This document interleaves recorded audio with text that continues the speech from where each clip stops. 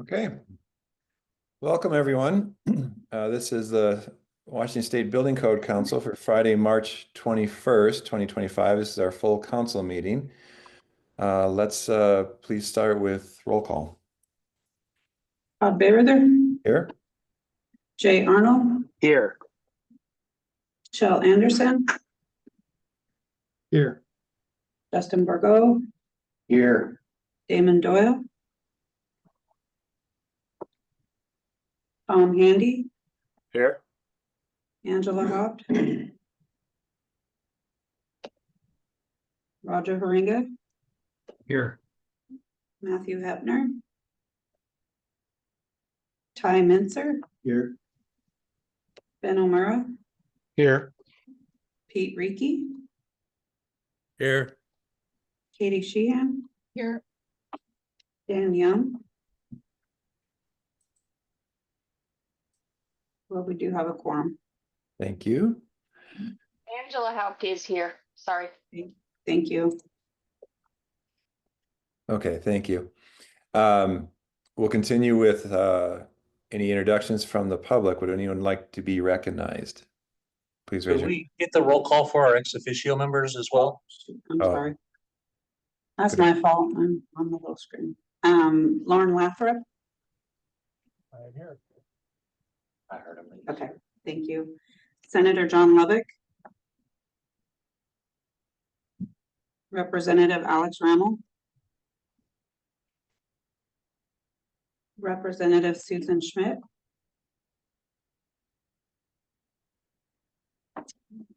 Senator Shelley Short. Got our Assistant Attorney General Derek Meyer-Rothall.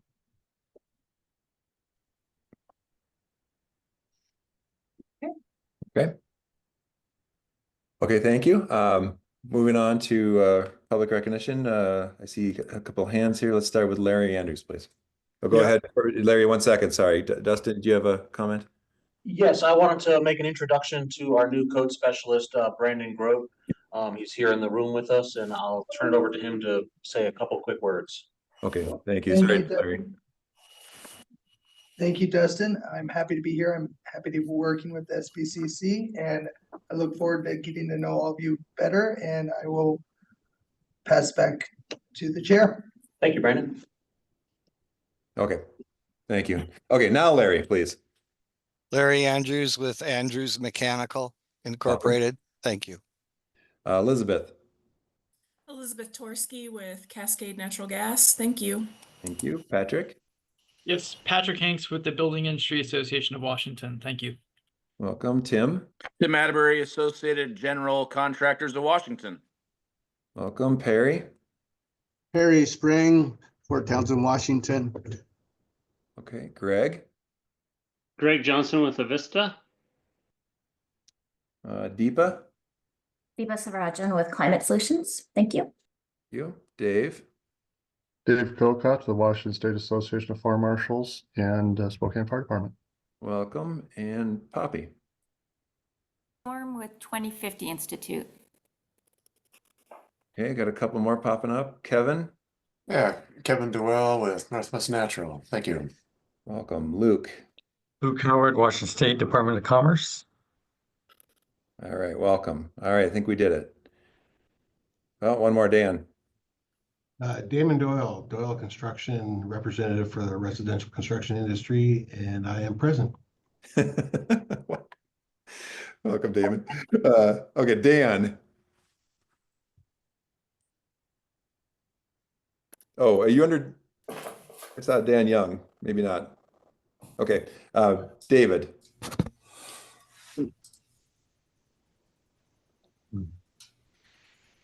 Okay. Well, I see David Balin, but This is David Balin. I'm independent, and I'm just here to testify on Source Energy. Perfect. Welcome. Okay, I think we did it. Thank you. Todd, this is Dan. I am here now. They set me up as a panelist. There was an issue, so I am independent. Thank you. Oh, was I just reading names off and I went right by your name? Okay. Well, welcome, Dan.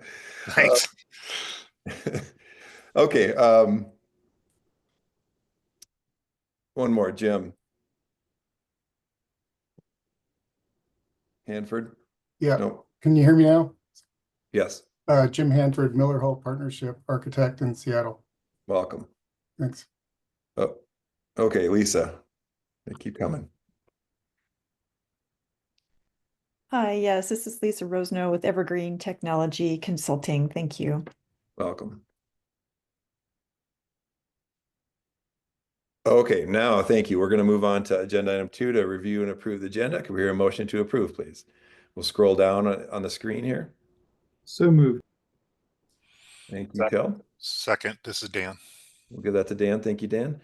There are a couple things moved around, but I think this has been posted for at least 24 hours now. Any proposed edits or concerns? Hearing none, all those in favor signify by saying aye. Aye. Aye. Aye. Any opposed? I just wanted to get aye and I couldn't get my mute off, so Oh, to document aye? Okay, thank you, I'm in Roger. line, yes. All right. Okay, the agenda is approved. Item 3 is to review and approve minutes. I guess we'll pull them up on screen. Feel free to make a motion to approve all the minutes as we review them. And this is the November 22nd, 2024 minutes on screen at the moment. Okay. And we were looking to make some revisions there to make clear the motion for agenda item number 4. So it's been reworked, and then the motion as originally proposed is in line there. And then at the bottom, the amended motion as finalized is also included in line for agenda item number 4. Roger, that was per your email. Does that address your concerns? Yes, you know, as the conversations went on, I know that there were some amendments. I thought it was important to make sure at the end of the minutes, it's real clear what the final motion was. So yes, it. Good, agreed. Okay, that's the first set. Those are the amended ones. Can we move on to the next set of minutes, please?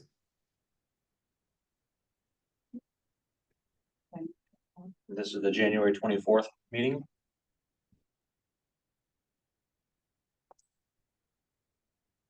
Any proposed edits to January 24th?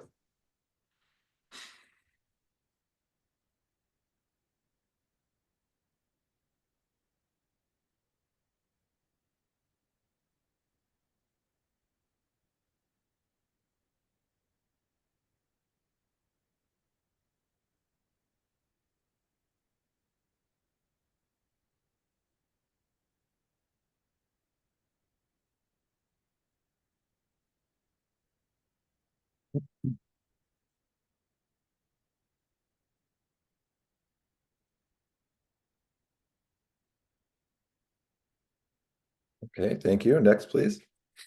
Go ahead, Katie. Yeah, I had some edits for the February 6th meeting. Okay.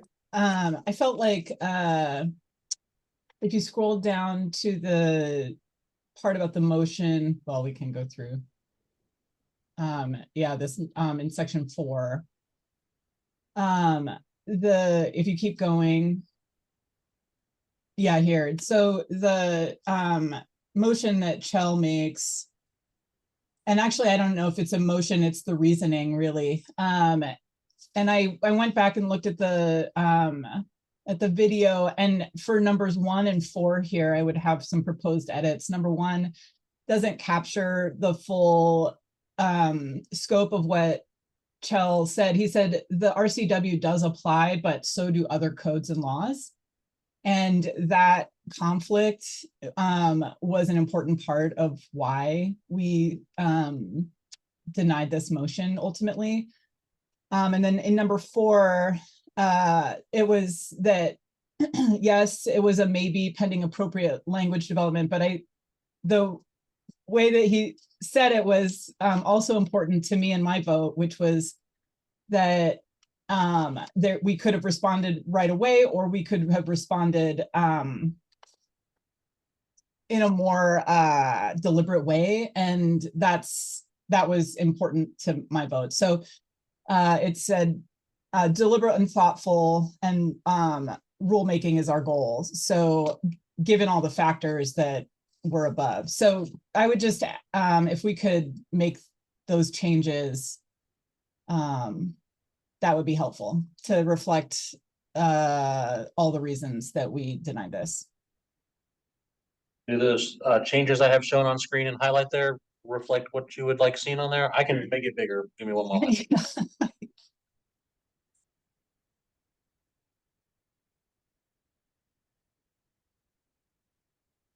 Yeah, I think what I had suggested was that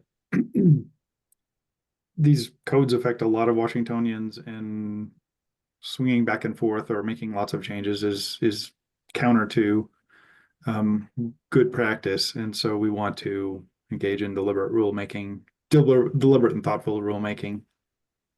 Right, which is ultimately what we tried to do, which was to open up rulemaking, which is open now, for proposals. So, but that wasn't part, that the second motion is number 5. So anyway, I just wanted to clarify that for the record. Thank you. I think this looks good, Dustin. Okay. Okay, thank you, Katie. Ty.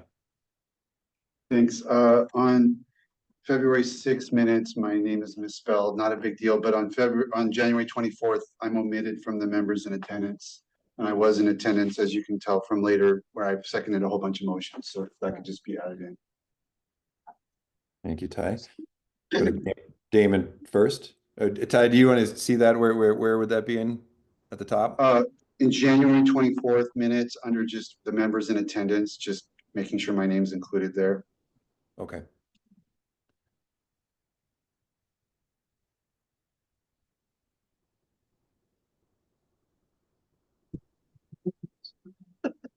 Oh my gosh, fat fingers, I'm sorry.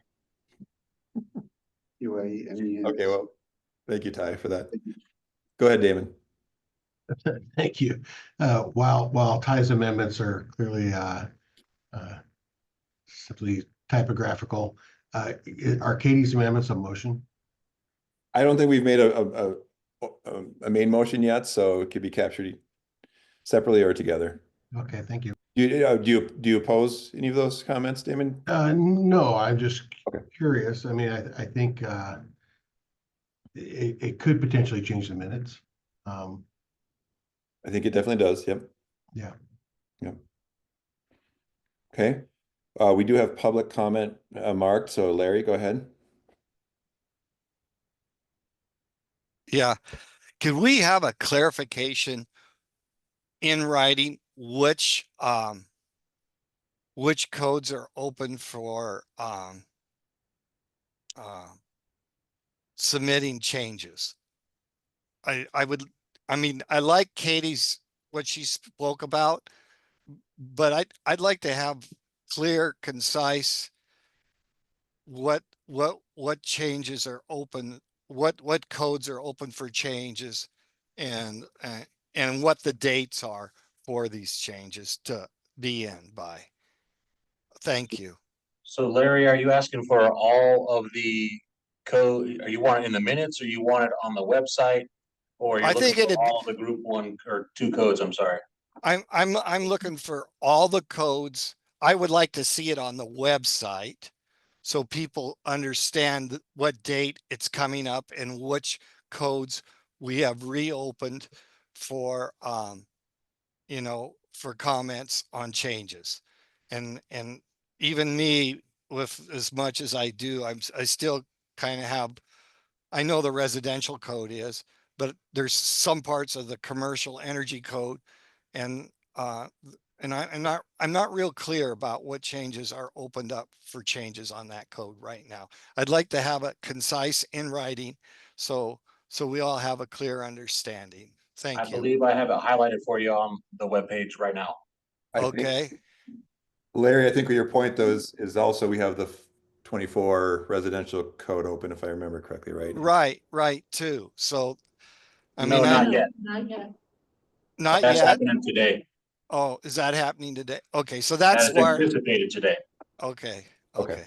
Well, that's why I had some confusion there. I'm thinking, well, I thought it was open, but then I look and I don't see it open. So Yeah, I'm confused too. So thank you, Larry. Yep. thank you. Bye-bye. Okay. Okay. Okay, back to council. Any other proposed edits? Do we need to scroll down and complete February 26, right?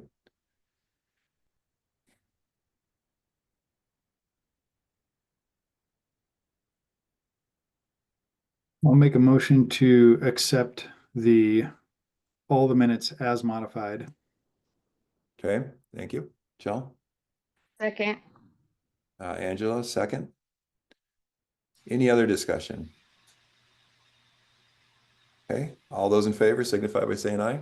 Aye. Aye. Aye. Any opposed? All the amended minutes are approved. Thank you. Next item is we're going into any public comment on items not on the agenda. Would anyone like to address the council? Go ahead, Tim.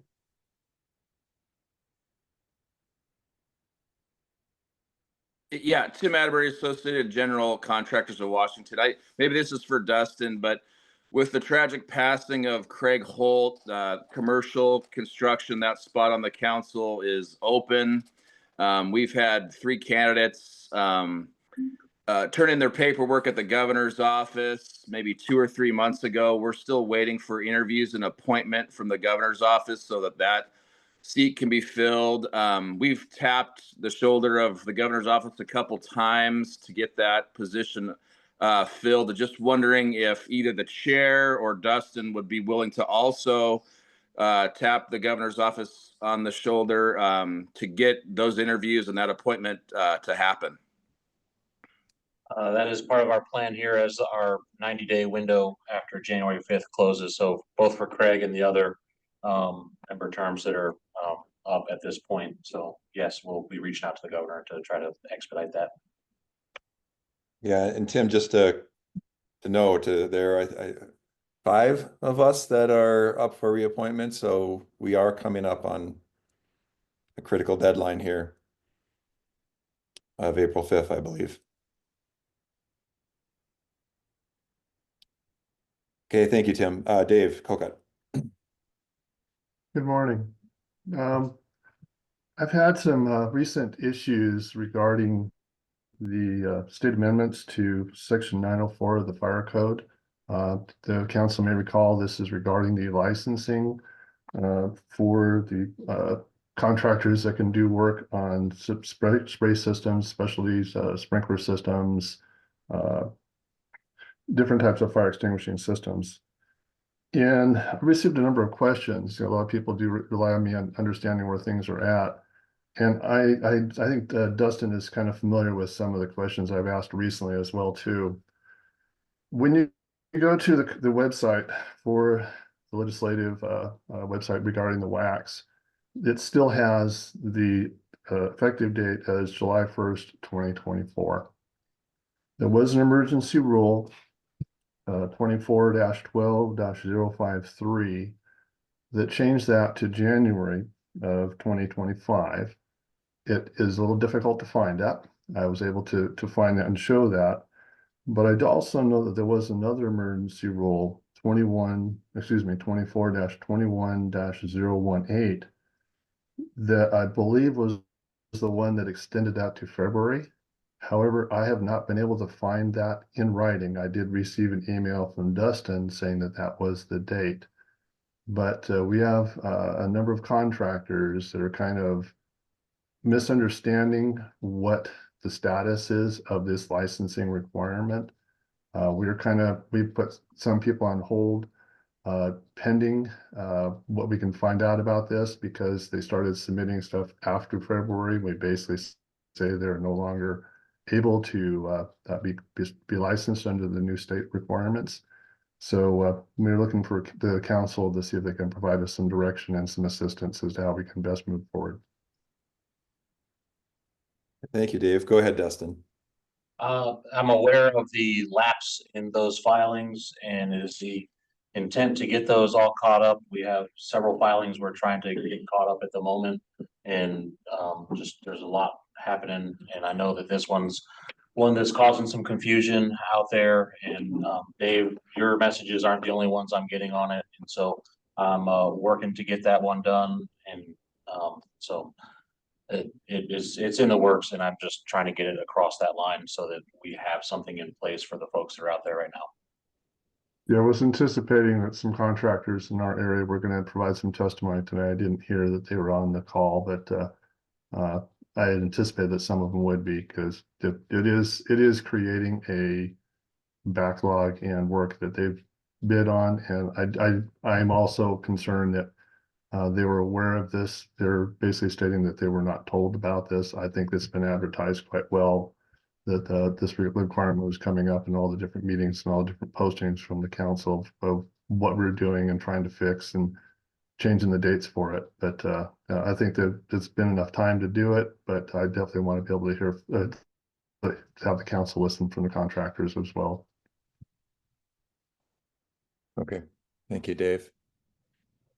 Damon, were you going to comment on that? Yeah, do we need to take an action at this meeting? Do we need to reapprove the emergency rules so that we don't have people falling through the cracks? I don't believe so, but one of the issues when I went to go refile that, the dates and things in our CR 102 and the emergency rule are now dates that are in the past. And so I want to make sure that that language is still going to be a not a confusing thing that we file as an emergency rule. And so if I am needing to change those dates, we would need some action by the council, yes. I do want to point out that, Dustin, that I think the one that changed it to February was emergency rule 24/21/018. That emergency rule doesn't even have a date in it. And I think that's part of the things that's missing with this, is creating some of the confusion. Is there is that rule, but it says to extend it. And that was I think it took effect October 4th of last year. And there isn't any additional language on that to say here's the new dates on it. So I think that's part of the confusion.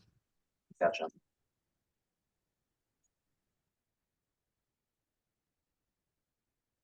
Okay, so I'm not clear. Do we need to? So as far as action today, if we wanted to take action to change that date to be a date that is not in the past, we could do that.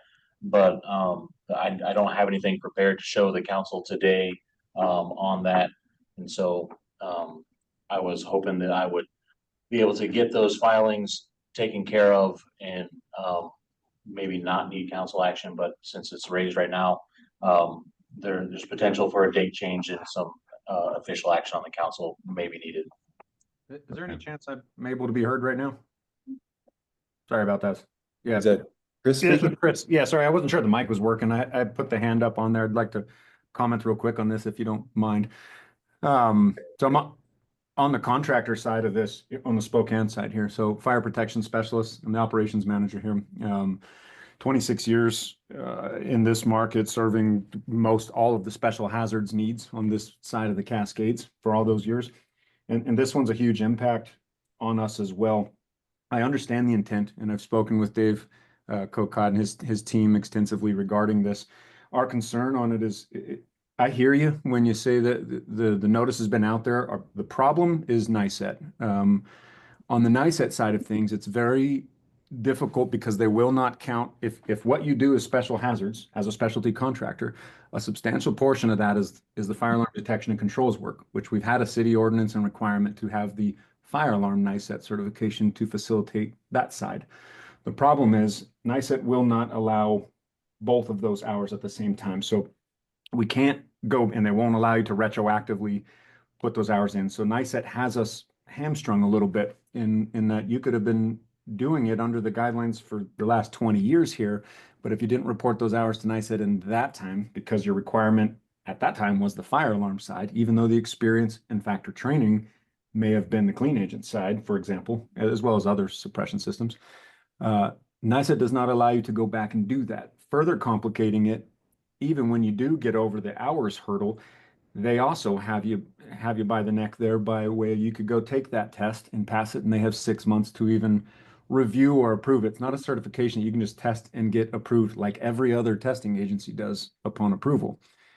Having only the one option and only the one organization in NICET really has us at a disadvantage to serve the need of our customer base in the city in general.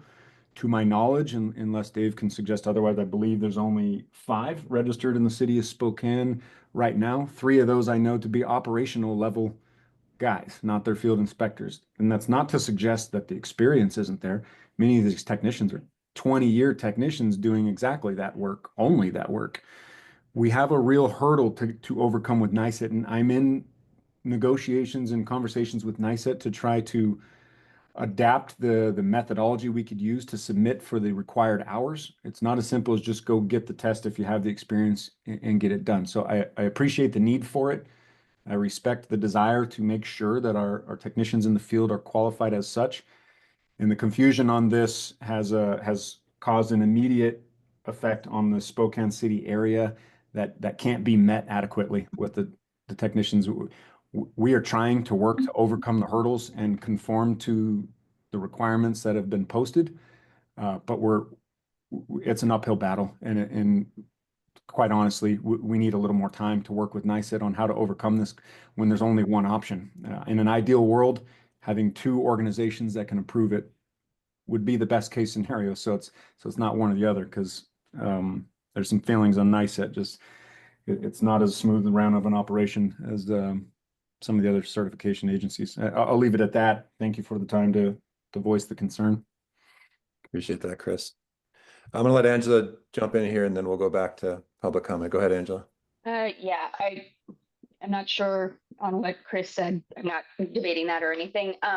But if we do want to get this emergency rule back in place, and there is a chance that it's going to have to come back to us, having it sit for another month to do that, I'm not particularly in favor with. I think it needs to get put back in. So if we need to do council action in order to change the date, I would suggest we come up with something so that we can get it accomplished today and get it back moving to where it should have been already. Thanks. Thank you, Angela. Are we allowed to take that kind of action on the I don't same think day? we'd be able to do it during this portion of our meeting, but during other business, we could address that. We're allowed to do that the same day. We're not have to call a special meeting. I believe so. I would defer to Dirk. He's on the Okay. line at the moment. Yeah, I'm here. Hi, everyone. So the question is, in order to pass a motion to request for an emergency rule, would you need to do that at a subsequent meeting, or could you do it at today's meeting? Yeah, the rule, so the answer is you could do it at this meeting.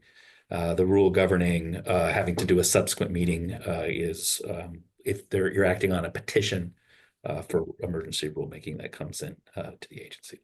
That's helpful. Thank you for clarifying. Okay, so we'll take a couple more comments here, but it sounds like we're going to contemplate this in the background and perhaps bring it back in other business. Go ahead, Larry. Hey, Krista, can you put up on the screen what I emailed you today? Is that possible? The state is in a huge hurt for money right now. And it was at $843 billion that they're short on. And we as contractors, we're feeling the hurt too. Okay. It's just not the state, it's contractors too. And one of the best ways to make some of this hurt go away is to push the 24 code back for a while. Okay. And the cost of all this is just out of hand. I mean, that's why the president has done what he's done. He's realized that when you're in $34 trillion of debt and your debt payment is more than the defense payment, you can't sustain this. And we have to start cutting costs. I mean, our permits are down. And that's a ripple effect. When the permits are down, people are going to start losing work. And then the state is going to start losing even more money. And this council will lose money too, because this money that the council has is based off permits. And we can't afford what you guys are trying to put upon us. And we need to hold back here for a while on this. It's like there's a fire behind us and we're trying to outrun it, but we can't. There's just not that kind of money. I mean, the previous administration tried dumping a bunch of money in to make it happen, but then that even made things worse. And the only way to do it is pull the reins back here for a while and let people catch up. Otherwise, we're going to have a collapse, and the feds aren't going to feed us any money anymore. They're pulling back, and so this 845 million revenue shortage, that's probably going to be $1.5 billion real soon, because when they start pulling all that other money back, okay, and we can't keep going down this street. And it's not that we don't want to, we can't afford to do this anymore. And that's why other states are 3 codes back, 3 or 4 codes back, because they recognize this. And we've got to pull back. Thank you. Thank you, Larry. Patrick. Yes, thank you. Dave Kokot's comments had me looking at the Washington State Register, and first of all, I want to say thank you to Dustin for getting the WUI code refiled for both emergency and then filing the expedited rulemaking. But I noticed that the family home childcare and the open flame cooking devices, they're not showing up in the register yet. So just wondering if that's a case where you've already filed a new or refiled emergency rulemaking for those, and you're just waiting for it to post in the register, or if it's a case where you're still working on getting those filed. Thank you. So I'm still working on getting those filed. We have quite a few filings to get into the code revisor at the moment. We've got the family and child care filings for expedited rulemaking. In the IBC and IFC, we have some CR 101s to get out there. On the group 2 codes, we have also the IFC barbecue and the NICET stuff as well. So we got quite a few, and trying to get other stuff also going, and try to make these a priority this week, but I couldn't get them in on the deadline to get these to the revisor this week. And so this next week, we're trying to get them out at ASAP. So I realized that it is a disservice to folks, and so I'm really trying to get these out there, but we're trying to keep other things on track as well. So I'm doing my best. Thank you, Dustin. Okay, thank you all. Let's move on. We can take this down, please, and move back to the agenda. Okay, with that, we are going to move into I believe our hearing. Is that correct? Yes, sir. I need to pull up our script here, don't I? Yeah. So I'm prepared to show our list of folks who have signed up for oral testimony. I'll also be showing on screen a timer for testimony. And based on the number of signups we have, I've recommended a timer of 2 minutes and 30 seconds per person out there, but I'll defer to our chair to make a final call on that. But I'm prepped to have timers shown on that. That aligns. I think that's appropriate. Dustin, were you going to introduce first? Yes, sir. Okay, that's good. All righty. So good morning, everybody. My name is Dustin Kerb with the State Building Code Council staff. Before we get started, I want to give you an idea how this hearing will work. The State Building Code Council is holding a public hearing to consider using site energy or source energy as the basis for calculating energy efficiency in the 2024 Washington State Energy Code. This hearing is specific to changes to WAC 5111C, which is the Washington State Energy Code commercial provisions, and WAC 5111R, the Washington State Energy Code residential provisions. WAC is shorthand for the Washington Administrative Code, the legal authority where state rules are codified.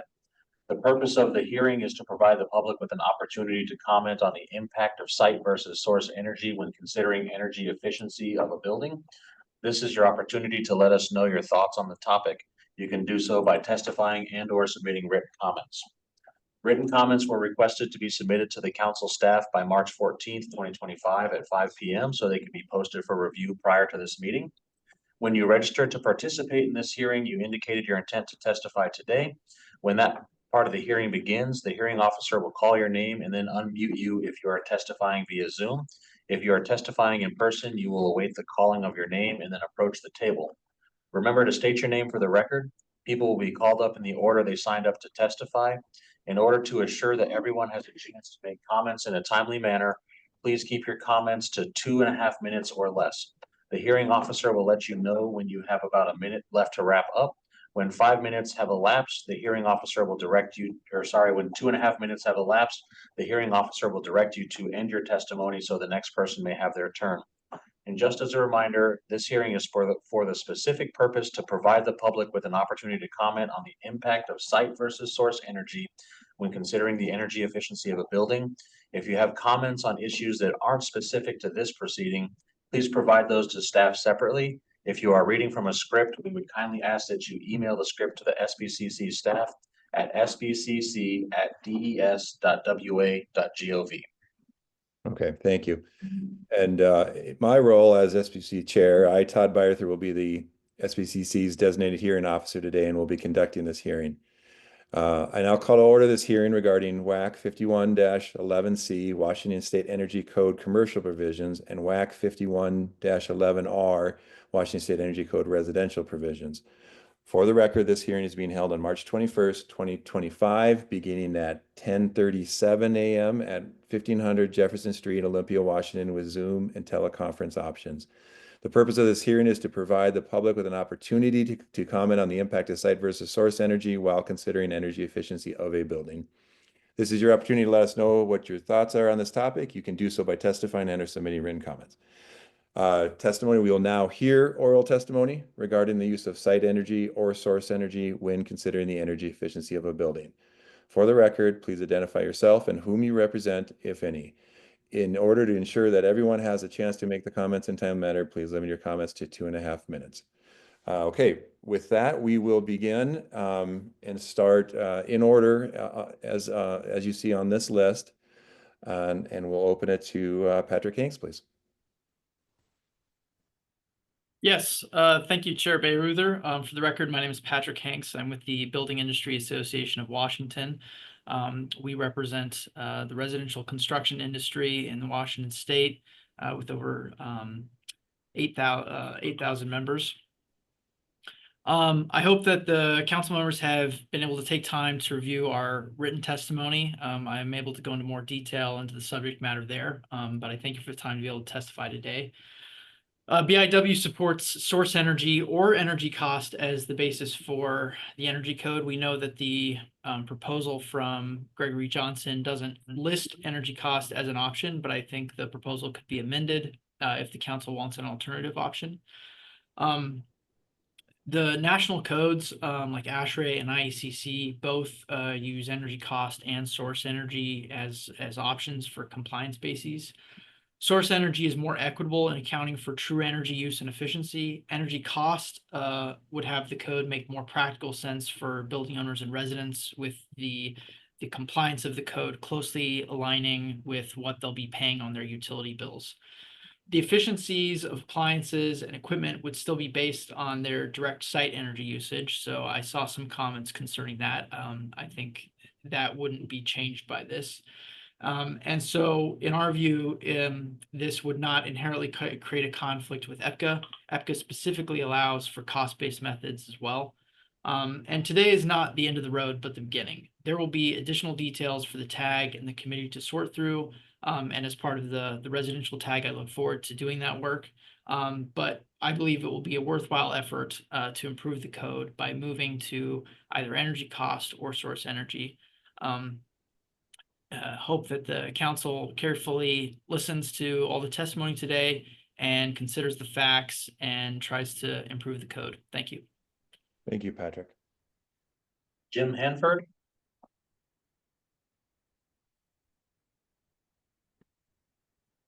I'm Jim Jim. Hanford, an architect with 40 years of experience working with energy codes in both research and design. I had prepared a minute of remarks, so we're all going to get a minute and a half back today to do other things. I'm here to represent the idea that site energy is the best basis for our energy code. I do work in many states. Our code is the cleanest and most straightforward. For example, in California, code compliance uses source energy and TDV energy, and it's confusing when trying to comply. We also need our energy code to align with the state clean building standard, which sets energy limits for buildings based on site energy. If the code were based on source energy, we may put clients and their buildings at risk of future non-compliance with the standard. One last thing, many members of the AIA in our state track performance under the 2030 commitment. That program uses site energy because it evaluates design, not factors outside of buildings. Energy codes don't regulate energy use, they regulate the design of buildings and systems. In energy codes, we're not trying to influence how efficiently utilities produce energy. Site energy is straightforward and the best basis for regulating the design of buildings. Thank you for the opportunity. Thank you, Jim. Next on our list, I have Harshad Inamdar. I don't see you in the guest list. If you're here, please raise your hand and I'll allow you to speak. We can come back to that one. Deepa Sivarajan. Yes, thank you. My name is Deepa Sivarajan. I am a policy manager at Climate Solutions, a nonprofit in the Pacific Northwest working to accelerate clean energy solutions to the climate crisis.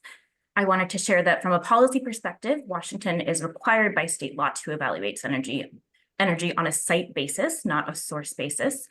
RCW 19.27A.160 requires the 2031 code to achieve a 70% reduction in annual net energy consumption using the adopted 2006 Washington State Energy Code as a baseline, and to make progress towards this goal every 3-year code cycle, as the SBCC has been doing. Energy consumption is the key phrase here. RCW 19.27A.140 defines energy consumption data as the monthly amount of energy consumed by a customer as recorded by the applicable energy meter for the most recent 12-month period.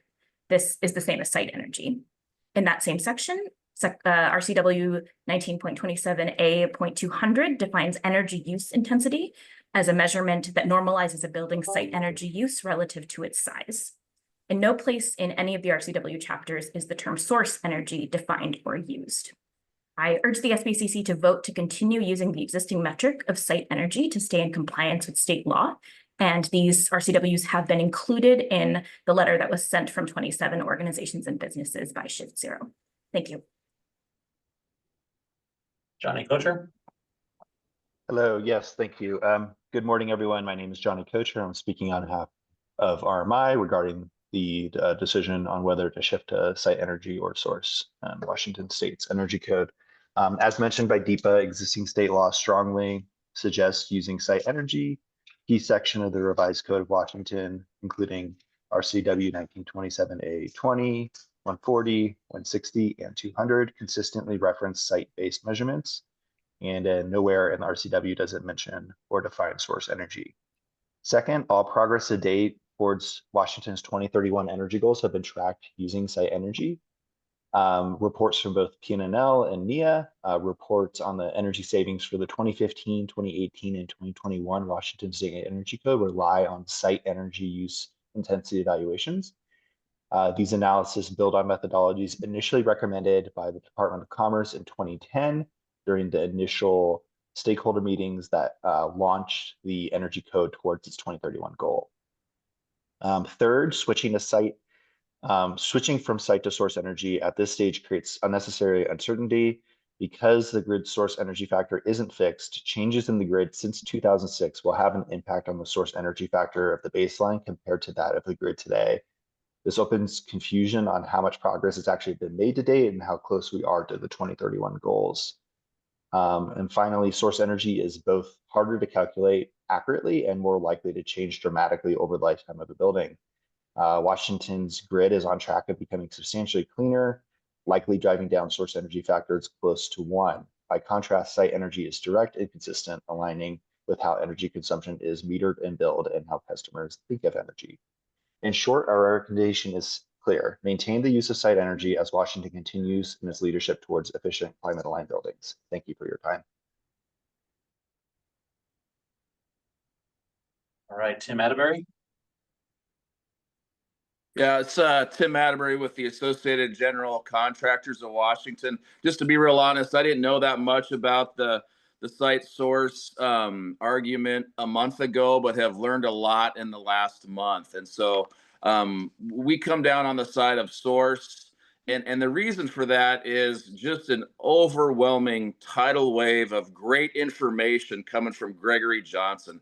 The presentation he gave to the State Building Code Council a month ago was overwhelming in support of source energy. Impressive presentation, Gregory. I'm looking at his memo sent to the council on March 14th. He sent a 4-page memo in.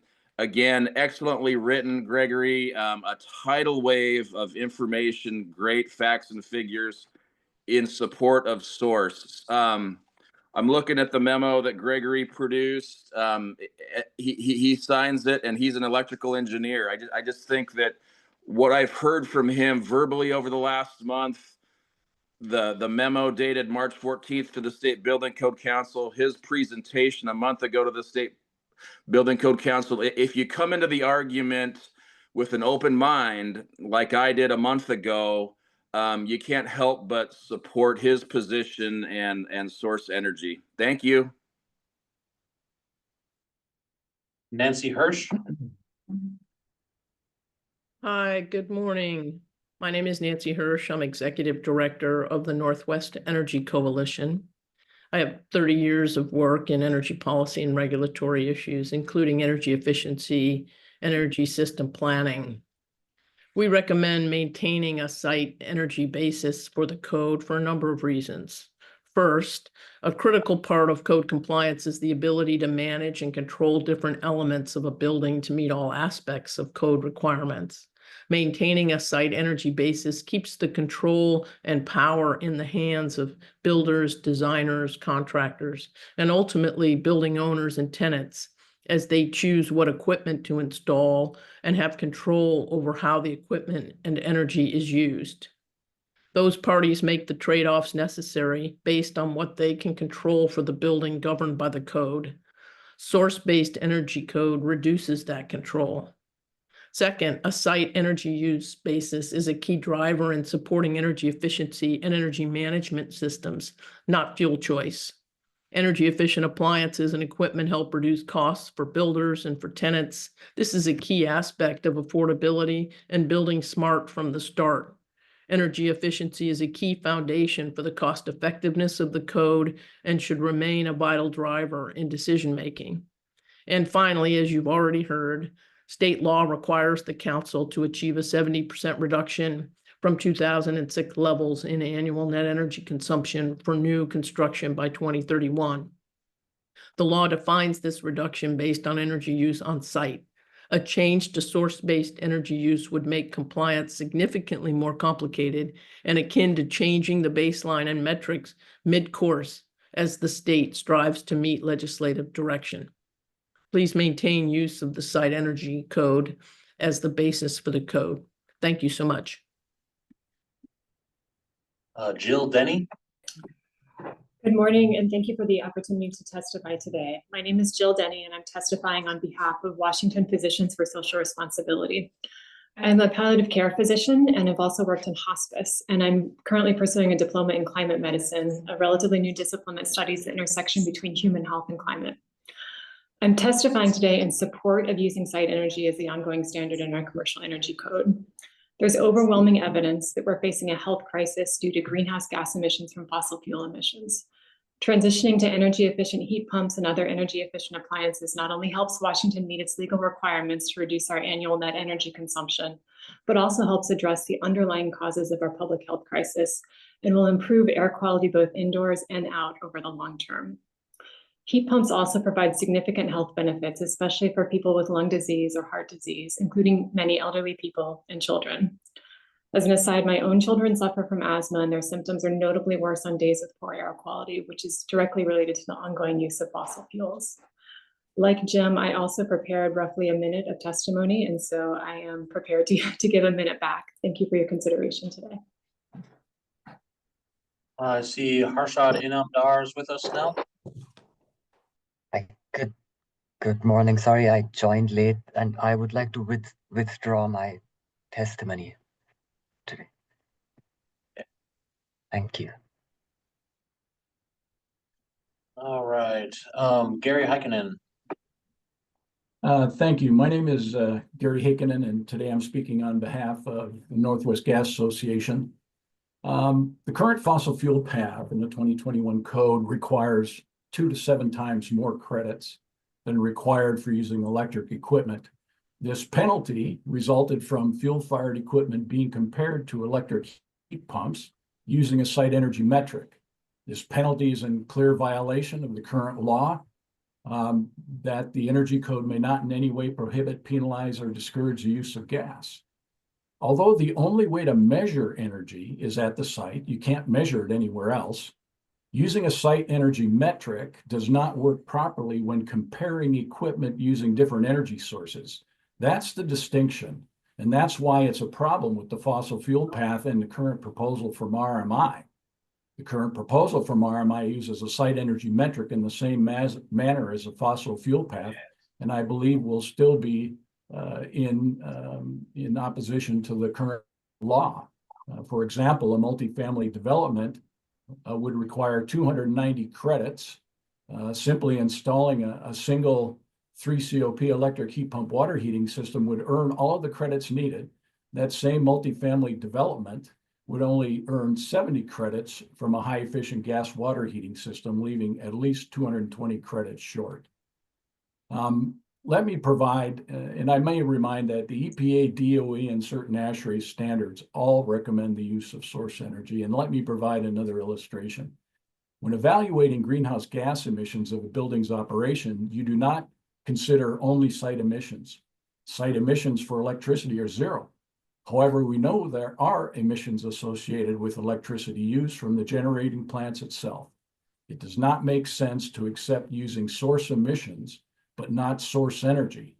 They both consider all upstream losses and emissions. We urge the council to adopt source energy as the appropriate metric in the code.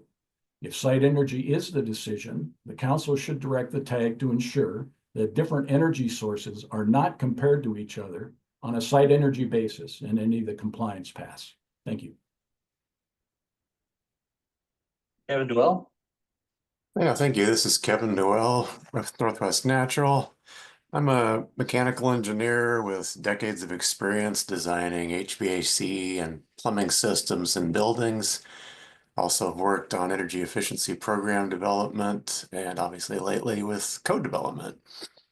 And I just wanted to read a statement in opening from the Environmental Protection Agency about source energy, and to quote, EPA has determined that source energy is the most equitable unit of evaluation for comparing different buildings to each other. Source energy represents the total amount of raw fuel that is required to operate the building. It incorporates all transmission, delivery, and production losses. By taking all energy use into account, the score provides a complete assessment of energy efficiency in a building. Unquote. And I can provide that text, but the link unfortunately has been broken the last couple of months because of political changes. And to illustrate, if I have a diesel generator powering my house, my site energy consumption and my emissions are enormous. If my neighbor has a diesel generator and I plug into it, my site energy has diminished and my emissions are zero. And that's why I like source energy. It's more honest. It shows actual energy consumption at a building level. And I agree that Washington is progressing towards a carbon neutral energy future. And that would be reflected in a source energy metric. That's the whole point, actually, is to reward players who are doing better. And that's all I had to say. Thank you. All right, Alexandra Perkins. Hi, my name is Alexandra Perkins, and I'm a pediatrician with Physicians for Social Responsibility. I'm here primarily because I'm concerned about the health impacts of climate change and the urgent need to address extreme heat and air pollution in our communities. Regarding the use of site energy versus source energy, site energy has benefits in incentivizing the use of heat pumps because it directly reflects the efficiency of the system at the point of use. Heat pumps are clean in that they produce no residue and need no exhaust, which also lets you seal the house better, making the building more efficient. Heat pumps provide significant respiratory health benefits and will become more and more important as our environment warms. By 2050, heat exposure to children is expected to quadruple, according to UNICEF.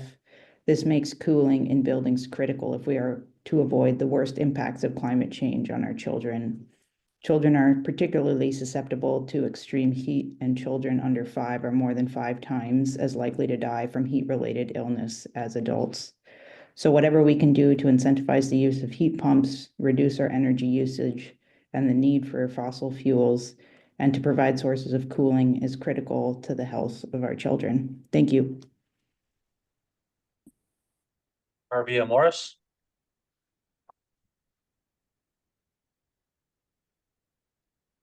Arvia, if you want to unmute, there you go. We can hear you. Can you hear me? Yes. Okay.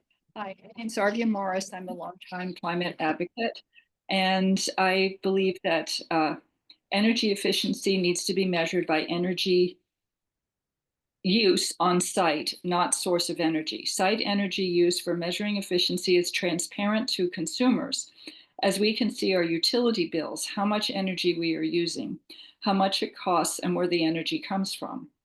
As homeowners, my family has greatly reduced our energy use and increased the comfort of our home with very intentional decisions about installing, number 1, insulation, number 2, heat pump-based heating and cooling and air purification, solar array to generate clean energy.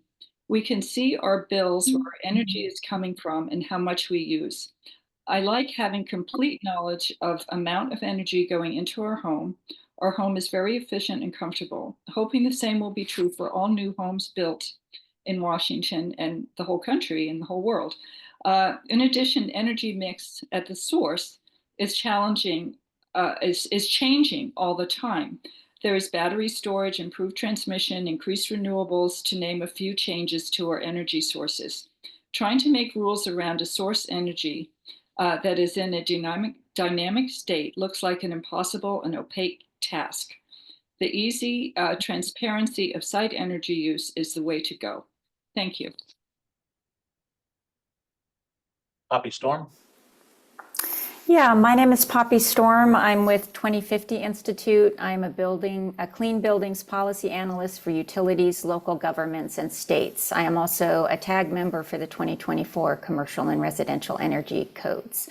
I oppose using a source energy metric in the Washington Energy Code. Site energy is a practical, predictable, and consistent metric that aligns with the Washington state fuel mix and policy trajectory. Further, establishing source energy factors and assessing related impacts on code progress will be a highly disruptive and time-consuming process. To assess the necessity and relevance of this effort, we need to look at potential impacts, not just drivers and other rationales. It is unclear that this dramatic change and delay will deliver any benefit to any buildings or anyone. All possible electricity source energy factors could have negative consequences for all buildings. For example, if the electricity source energy factor ends up being about 1, as would be the case with CETA, this will be less than the 2006 baseline, which will effectively reduce the on-site efficiency required for all buildings, including buildings heated with electric resistance, simply due to a more efficient fuel mix. Increases to the electricity source energy factor, alternately, no matter how high, will not actually decrease the total amount of efficiency or costs currently required by gas-heated buildings in the current code. So how does this benefit gas buildings other than by potentially increasing the efficiency and cost for electrically heated buildings? In addition, because about 50% of total energy use in gas-heated buildings is electricity, increases in electricity source energy factors will increase overall efficiency requirements and costs, not only for electrically heated, but also for gas-heated buildings. In this case, gas buildings would have a net increase in efficiency requirements and costs. The higher the electricity factor, the higher the increases in costs for gas-heated buildings above current site energy requirements. How does this benefit gas or any buildings? None of these outcomes are desirable. Please do not change from site to source energy. Switching to a source energy metric does not align with Washington state policy, has unclear benefits, could have negative consequences for all buildings, and does not warrant this disruptive change. Thank you. Gregory Johnson. Gregory Johnson with the Vista. I wanted to thank the council for asking such thoughtful questions last month. The decision before the council is the heart of ICE 2066 and EPCA. How you decide to measure energy efficiency and use will determine if and by how much natural gas is penalized and or prohibited. This is because the different methods of measuring energy efficiency yield vastly different results. Both the 2018 and the first printing of the 2021 Washington State Energy Code used carbon emissions as the basis. The 2021 also contained explicit prohibition on the use of natural gas. The EPCA legal challenge forced the 2021 to be rewritten to allow natural gas, but the method for measuring energy efficiency also changed to create an unfair apples to oranges comparison on a site energy basis that greatly penalizes natural gas. It is so extreme that the Commercial Energy Code requires 2 to 7 times the energy credits for gas appliances. When it was first revealed in the tag, fellow members inquired if it was even feasible to obtain the number of credits. On paper, it's a stretch. In practicality, it's not. The apples to oranges site energy basis that Washington uses is detached from everything that is important. It increases our carbon emissions. It increases total energy use. It increases utility bills. The only thing it does is shift the location where natural gas is consumed from the building to the utility, which increases total natural gas consumption because creating electricity from natural gas is significantly less efficient than using natural gas at the building for heat. Source energy is the most accurate means to measure and reduce both energy consumption and carbon emissions, and it has been recommended measured by both the EPA and Department of Energy for over a decade. Source energy also updates as electric generation changes. In 20 years, if our electricity is 100% clean, source energy will reflect that. I must note that the method used to measure energy use on yellow labels of your appliance, also called site energy, but is vastly different from the current Washington State Energy Code version of site energy. Seconds. Yellow labels and the version of site energy used in the original 2006 Washington State Energy Code did only an apples to apples comparison. That is gas only compared to gas and electric only compared to electric. However, Washington's current version of site energy compares apples to oranges to get a vastly different result. This apples to oranges comparison at the site penalizes natural gas severely. I urge you to choose source energy, a measure that truly lowers total energy consumption and provides a cleaner environment. Thank you. Luke Howard. Thank you, Chair Baybrother and members of the council. For the record, my name is Luke Howard. I'm a technical lead for the codes and standards for the building code sector at the Energy Office within the Department of Commerce. Commerce recommends that the council stick with site energy as the energy evaluation metric for the Washington State Energy Code. Continuing use of the site energy as the sole metric for the measuring energy use and evaluating the building code keeps alignment with important policy governing energy use in buildings such as the Clean Buildings Performance Standard and the National Appliance Energy Conservation Act of 1987, NACA. NACA outlines the requirements for code exceptions to appliance standards in terms of code trade-offs. such as those in Washington's energy credit tables and systems analysis approach. The federal code's definition of energy use is based on site energy. The energy code must adhere to the federal statute as referenced in my written testimony, which details the requirements of the energy code exceptions related to appliance standards. This section emphasizes that the credit for energy conservation allowed by the code for installing energy efficient products exceeding the base standard must result in a 1-for-1 equivalent energy use or cost basis. Energy use determined in accordance with DOE test procedures are required to be used on the yellow energy labels seen on the water heaters, appliances, and other federally regulated appliances. These labels provide the estimated consumer energy use as measured at the consumer's energy meter. Site energy is the metric that consumers have most control over. To ensure compliance with federal regulations and to reflect the actual energy consumption experienced by consumers, it is imperative that the Washington State Building Code Council continue to use site energy use as the only metric for measuring energy use in the evaluation of the building codes. This aligns with statutory requirements and provides a consistent and accurate measure of energy consumption for consumers and policymakers alike. Thank you for your time. Kurt Wilson, I don't see you in the room. If you're here, could you please use the raise hand feature and I'll unmute you? See any new hands? Taylor Birdtail, same. I don't see you in our guest list here today.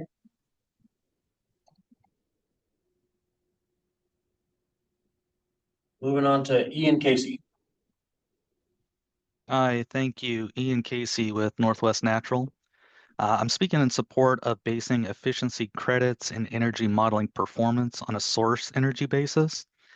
I would like to echo the support and agreement with the technical approaches presented by Gary Heikkinen and Greg Johnson. They did an excellent job framing why a source energy metric is appropriate, so I won't restate their presentation here. Instead, I would like to share some observations pertaining to the outcome of the I-2066 initiative. As we know, this initiative passed and became law in December last year, with 34 of 39 counties in the state voting yes on the initiative. And of those 5 counties who voted no, only 2 have currently access to a natural gas utility. Because this council is tasked with developing energy code for the entire state, I think it's important to consider the statewide support of this initiative, specifically the part where it states the energy codes may not in any way prohibit, penalize, or discourage the use of gas for any form of heating. This language is significant to our discussion today on what methodology the council will base energy efficiency on. In the commercial energy tag, several proposals were presented to align efficiency metrics with other nationally recognized organizations like IECC and ASHRAE, which offer a variety of energy metrics to choose from, like source energy and energy cost. Using a site energy metric that compares all electric and fuel-fired heating appliances to minimum efficiency fuel-fired equipment provides the most bias when comparing these fuel sources. To my knowledge, no other state in the country uses this energy metric in developing mandatory efficiency credits. Certainly not one that has a law in place not to penalize or discourage the use of gas in any form of heating. I would like to finish my comments by pointing out both the law requiring increasingly efficient homes and buildings by 2031 and the new language introduced by I-2066 carry the same weight, meaning one does not take precedence over the other, and the council should make equal efforts to comply with both. Thank you. Lisa Rosno. Thank you. Thank you, council members, for the opportunity to speak today. And for the record, my name is Lisa Rosno. I'm president of Evergreen Technology Consulting. Our firm provides tech support for the commercial provisions of the Washington State Energy Code, and I'm also an active voting member of the 2024 Commercial Energy Code tag. I'll keep my comments brief to give more time for others, but I would like to bring to the attention of the council just some recent news regarding some political activity with regards to the Columbia River Treaty And I won't go into details about it. There's lots of information available out there with a Google search. But these types of political activities, this creates some uncertainty.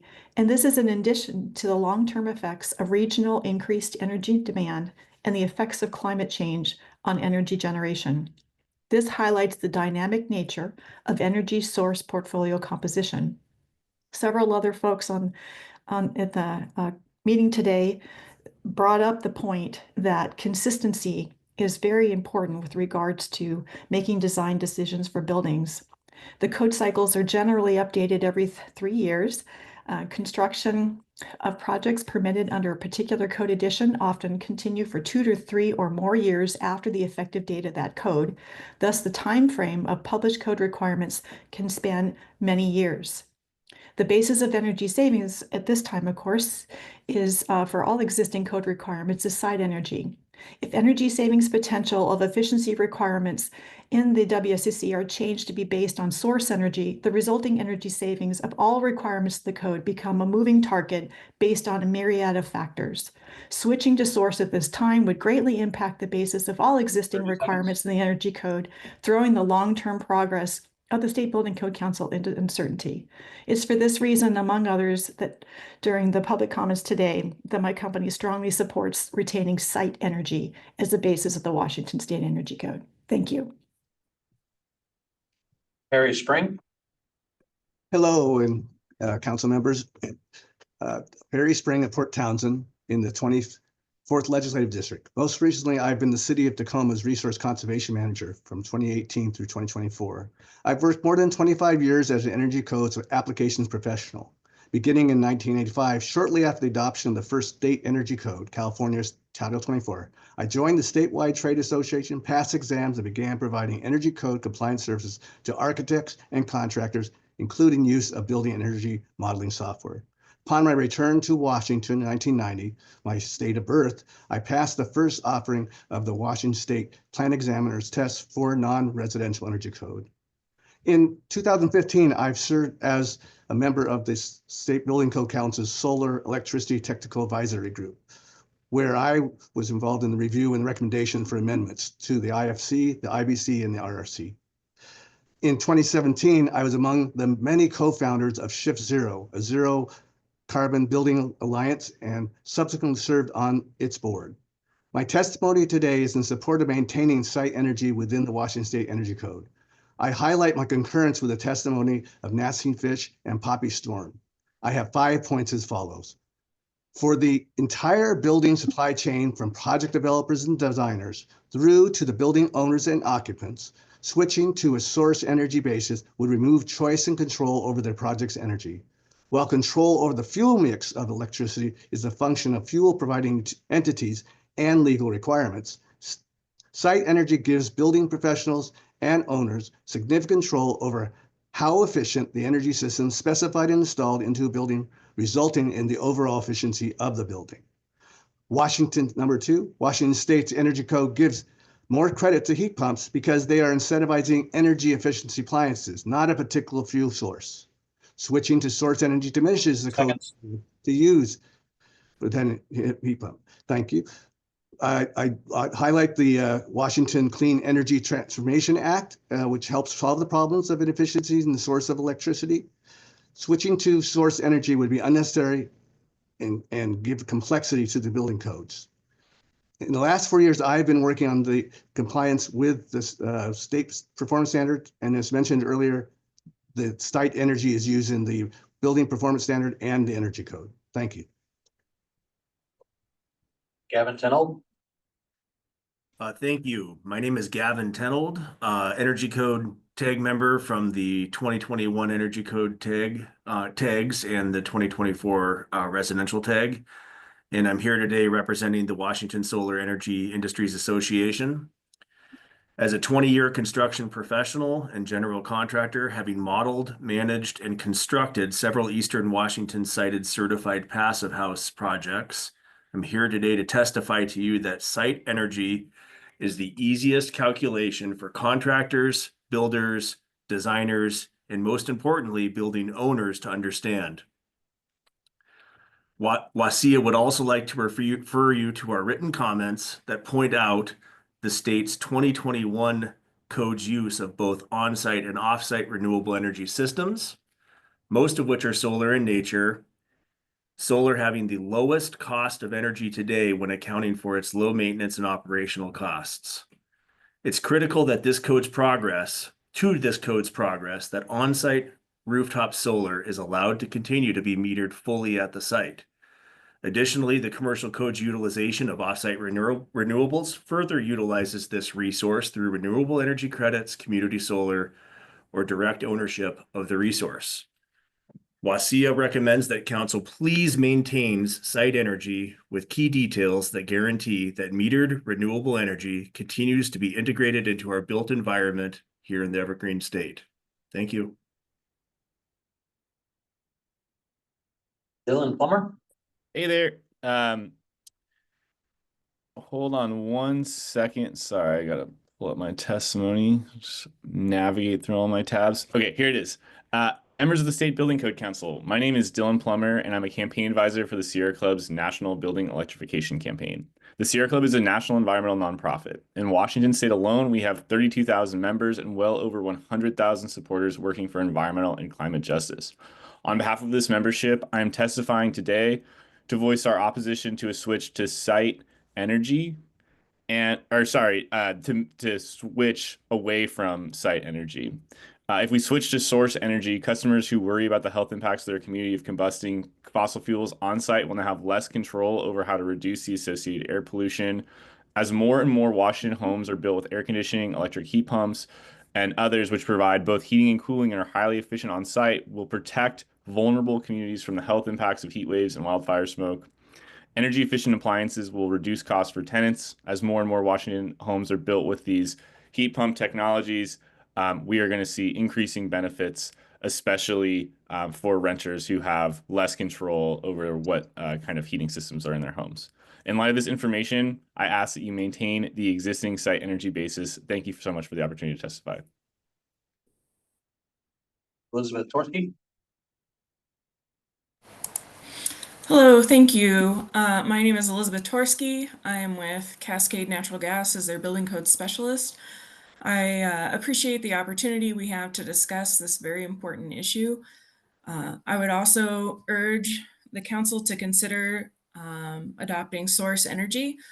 Site energy has some advantages, but the biggest disadvantages is that it truncates the energy picture. Source energy takes into account from beginning to end of what appliances are doing and what the site is doing, and it's not shifting emissions or energy consumption to other places. Source is more holistic, it is adaptable, and I would just urge the council to consider a source energy approach. Thank you. David Balon?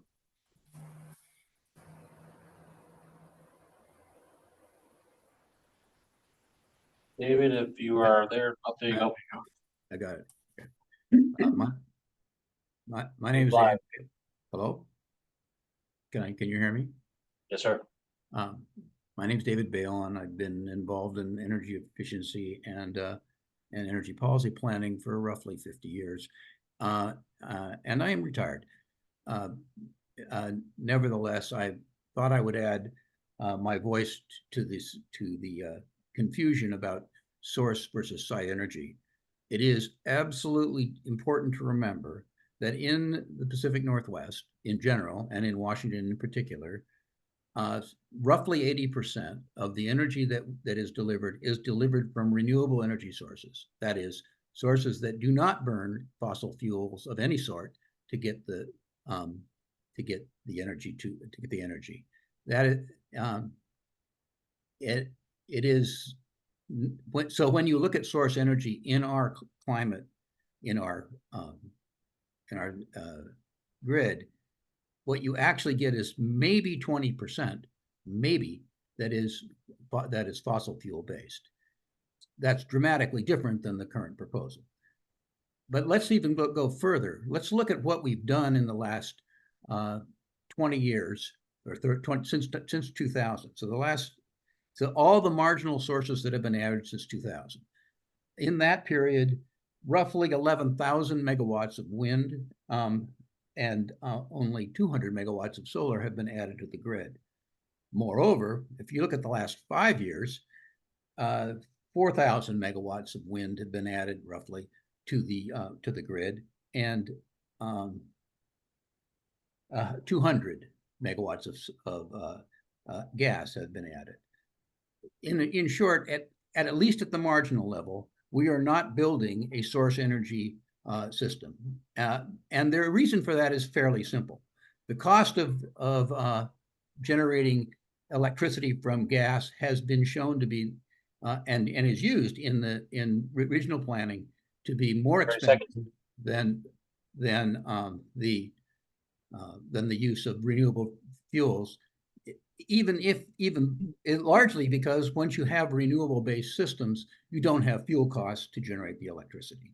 So source energy becomes essentially one throughout the system. Thank you. Angie Rivera. Angie Rivera. I am Director of Sustainability at a Seattle-based general contractor. However, I'm here as an individual today. I am also an architect, registered architect, and I've been in the field of sustainable design and construction for over 20 years. I have worked with project teams and owners both here in Washington, across the country, and on 5 continents to help them analyze energy performance and develop energy efficient strategies. My opinion, transitioning to a source energy metric really de-incentivizes the owner to make energy efficient and climate responsible decisions because they do not have any control over the makeup of source energy. They cannot make good decisions that way. That's similar to many of the points already made today. Also, I completely disagree with this proposal from a day-to-day practice perspective, from an architect, engineer, contractor perspective. Currently, all other industry standards like LEED, including V5, which is due to launch later this year, Living Building Challenge, etc., use site energy as a metric for all the reasons stated today, because it makes the most sense and incentivizes appropriately for the building owner. Changing the standard for Washington would require project teams to do double work to analyze both metrics going forward and cause confusion in the energy efficiency climate impact conversation with no benefit. We need to simplify things, not complicate them. Thank you. All right, that's the end of our folks who signed up prior to the meeting. I have one hand up for folks to testify still. If you would like to add testimony and you haven't spoken already, please raise your hand and we'll take you in the order your hands are raised. Larry Andrews. Thank you. This is Larry Andrews from Andrews Mechanical. I want to thank you for allowing me to testify today. I couldn't figure out how to do the oil tester, so I appreciate that. But the whole thing here is when you break down the words, which I did in my written statement, is that the words definitely show you that it's a source-based when you look at the individual words, because there is no source energy, there is no site energy in the code, but you have to take the words, and I broke them down, and it's definitely source. And that's what you want. You want to know what the truth is, okay? Just because you're getting electricity, how does that electricity go to you?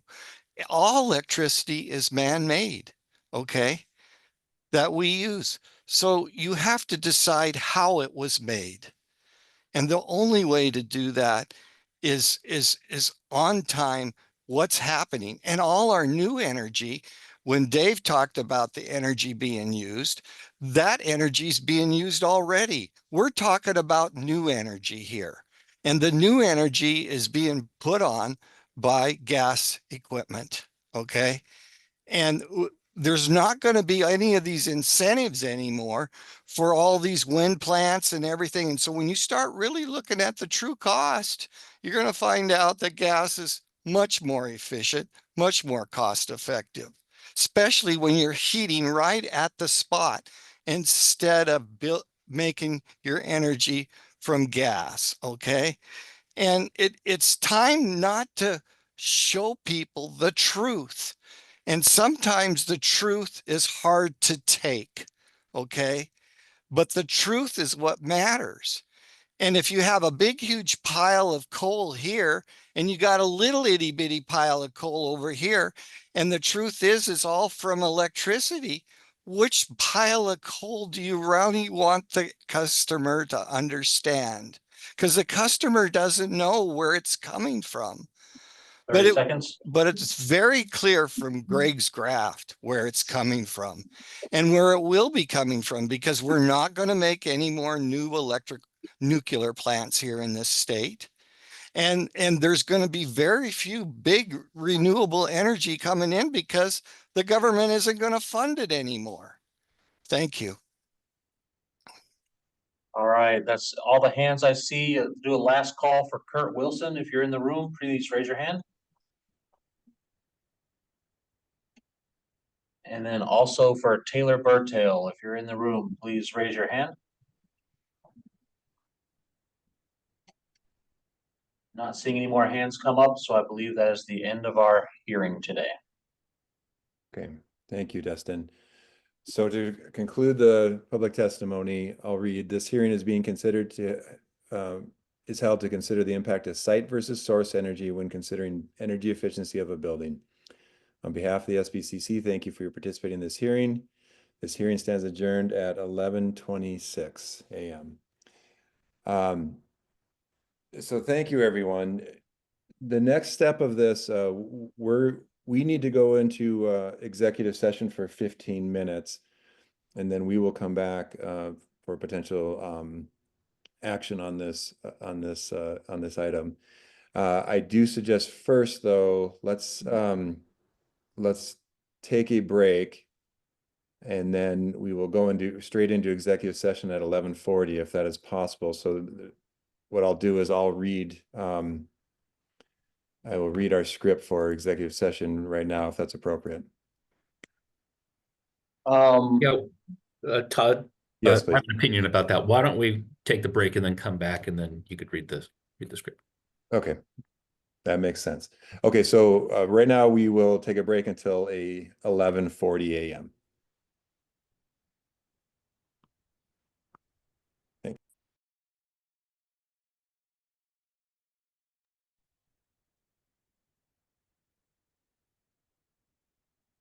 Okay, welcome back, everyone. We will monitor that all council members are present to maintain quorum. As mentioned before we left on break, we're going to now move into agenda item 6, executive session. And to do that, I'm going to read a statement. The council will now meet in executive session to discuss with legal counsel representing the agency litigation to which the agency is or may be a party when public knowledge regarding the discussion is likely to result in an adverse legal or financial consequence to the agency as allowed by RCW 42.30.110 section 1I. It is now 11:41. The council will be in executive session until 11:56. The council is expected to take further action following the executive session. With that, all council members, we will move into our other link.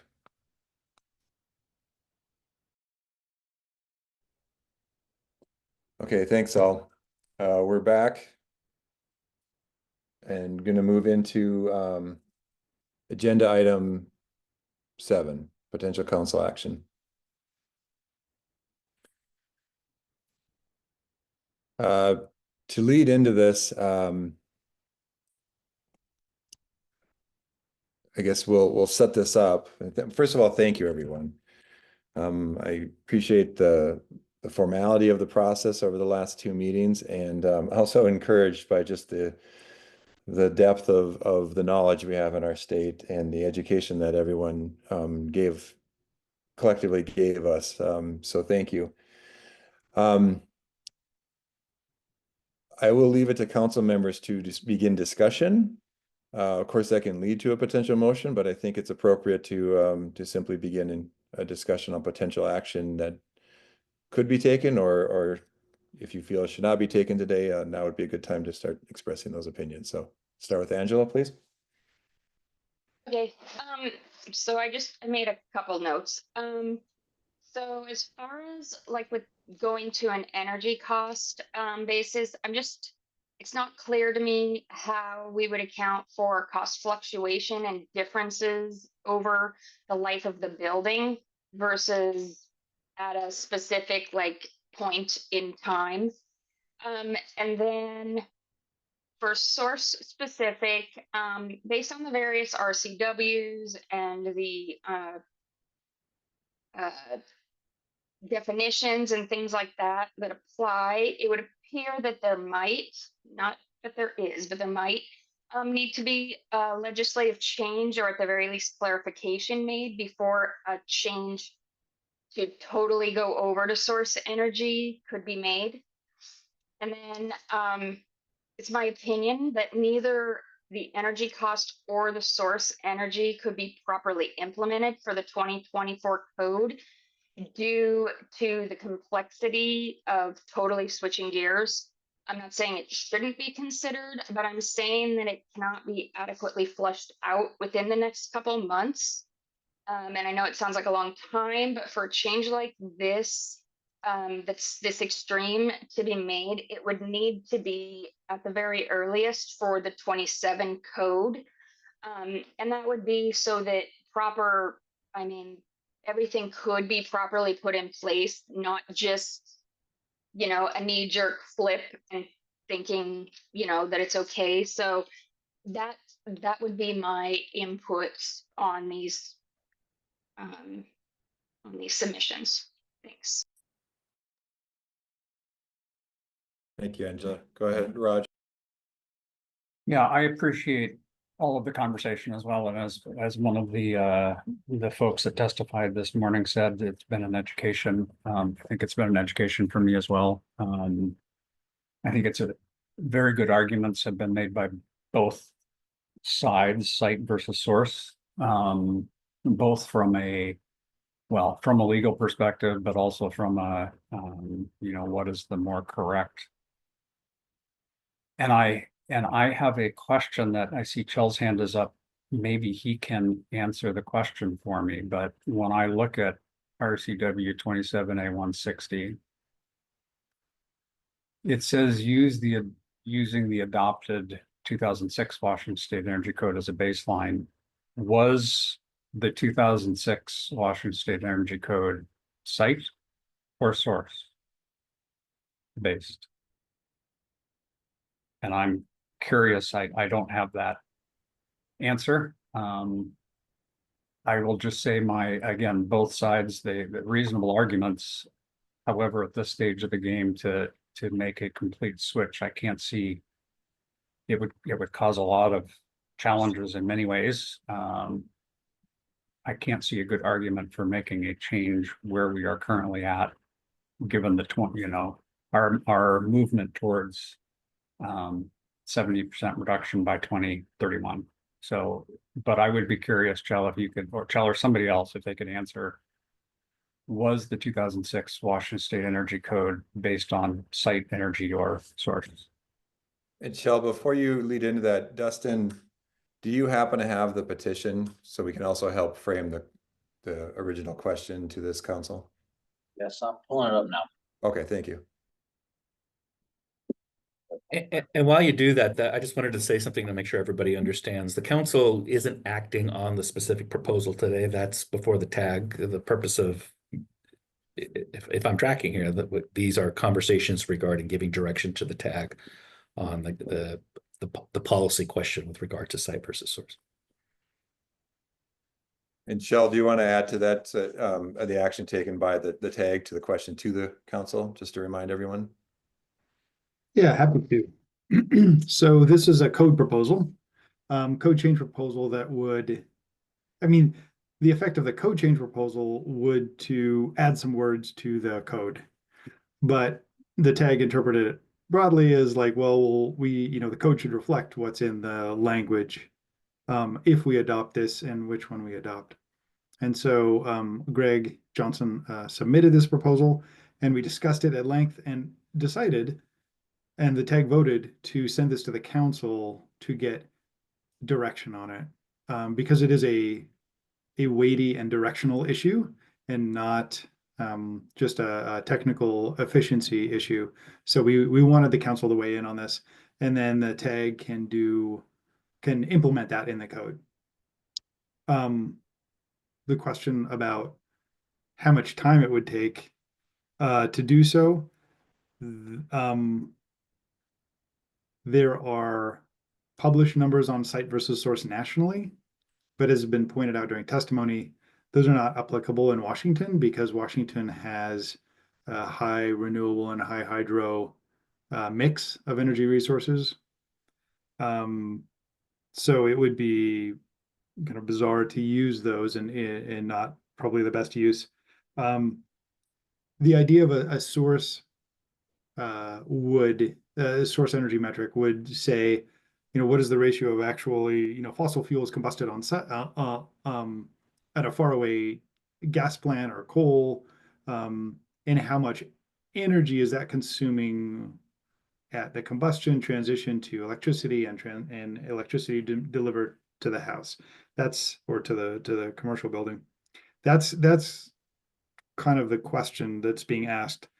There are single numbers that one could point to, but I'm going to go back to my very first council meeting, and we were discussing the carbon emissions table. And I'll say I was never a big fan of the carbon emissions table, but at my first council meeting, Gary and I and many others were discussing the carbon emissions factor.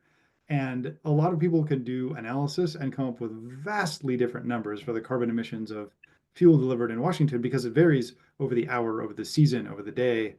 And so and it's also got to be forward looking because these buildings will never use the electricity mix we have today. They'll only use the electricity mix, the 2024 codes, starting in as early as 2027, maybe 2028. And then their 100-year lifespan will be 2028 to 2128.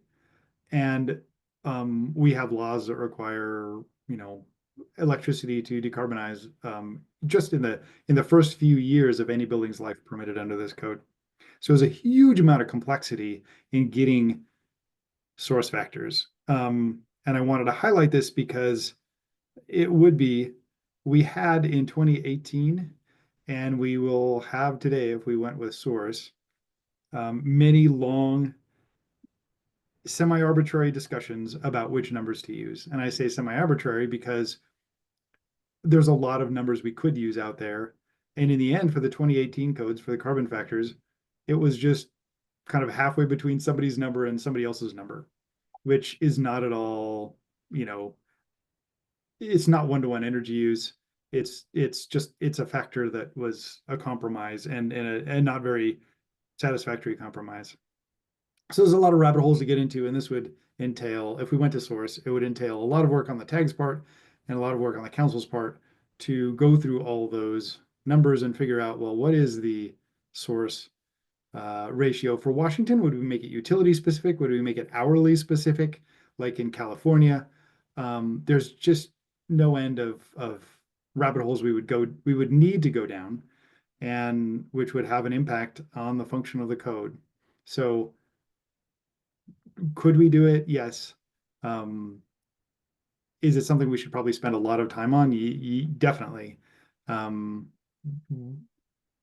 There's no number out there that I would feel comfortable with. We could just pluck out of out of some document and use that would be relevant in the state of Washington. So just speaking about that one answer to the question, that's my answer.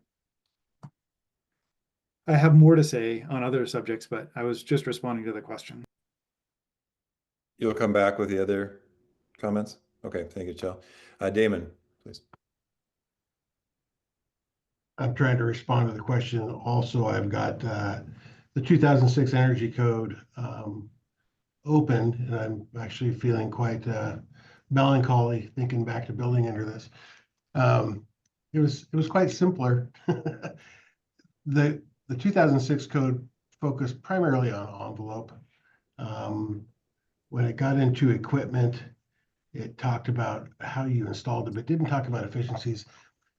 I don't think we really got, and Chell alluded to this, that we really got into the site versus source element until the 2006 code with the introduction of table 4062. In the 2015 code, 4062 was our selections, our credit list. But when we got into energy equalization and then later fuel normalization, that's where we started to really consider site versus source. So Roger, I hope that answers your question. The other thing, as far as, a lot of people have talked about, we're high hydro and high wind. If you take the numbers that Dave Balon shared, or not Dave Balon, but I'm forgetting who, regarding the capacity of wind generation in the state, yeah, the capacity is pretty significant. However, the efficacy, or what it's actually producing, is below 5%. So we can't look at it and go, hey, look, we've got 40 units of X and we're only using 4 of it or 2 of it. So there's my comments on the question. Okay, thank you, Damon. Angela. Yeah, I just wanted to kind of, with what Chell said on the work and stuff that it would take, I would also like to point out that if we were to completely change direction and go with source, I think we would also see that we would get, we would solicit a lot more subject specific proposals that say we wouldn't have right now, because the majority of people are thinking, okay, this is the code and these are the changes we want to make to it, not, okay, we're going to completely rewrite this whole thing. So again, I think that would be something to take into account, is that we would need to get a whole new batch of proposals if we were to take this direction. Thanks. Thank you, Angela. And actually, I put my hand up as a placeholder to call on myself to ask that question. Is that the consensus that there would need to be a window for petition, if that was even possible? It's a process question, and maybe related, how many other current petitions would be affected by a change to source? Just characterization of that. Thanks. If anyone wants to answer that, fine, or come to it, but go ahead, Ben. Thanks, Todd. I guess my question was maybe for you regarding today's discussion. And the proposal that was introduced is for the 2024 Commercial Energy Code. However, my understanding is that we're discussing this topic for application to both the commercial and residential energy codes for the 2024 code cycle. Is that correct? We did frame the hearing and therefore this discussion, to my understanding, as both. Yes. Got it. Thank you. Chell?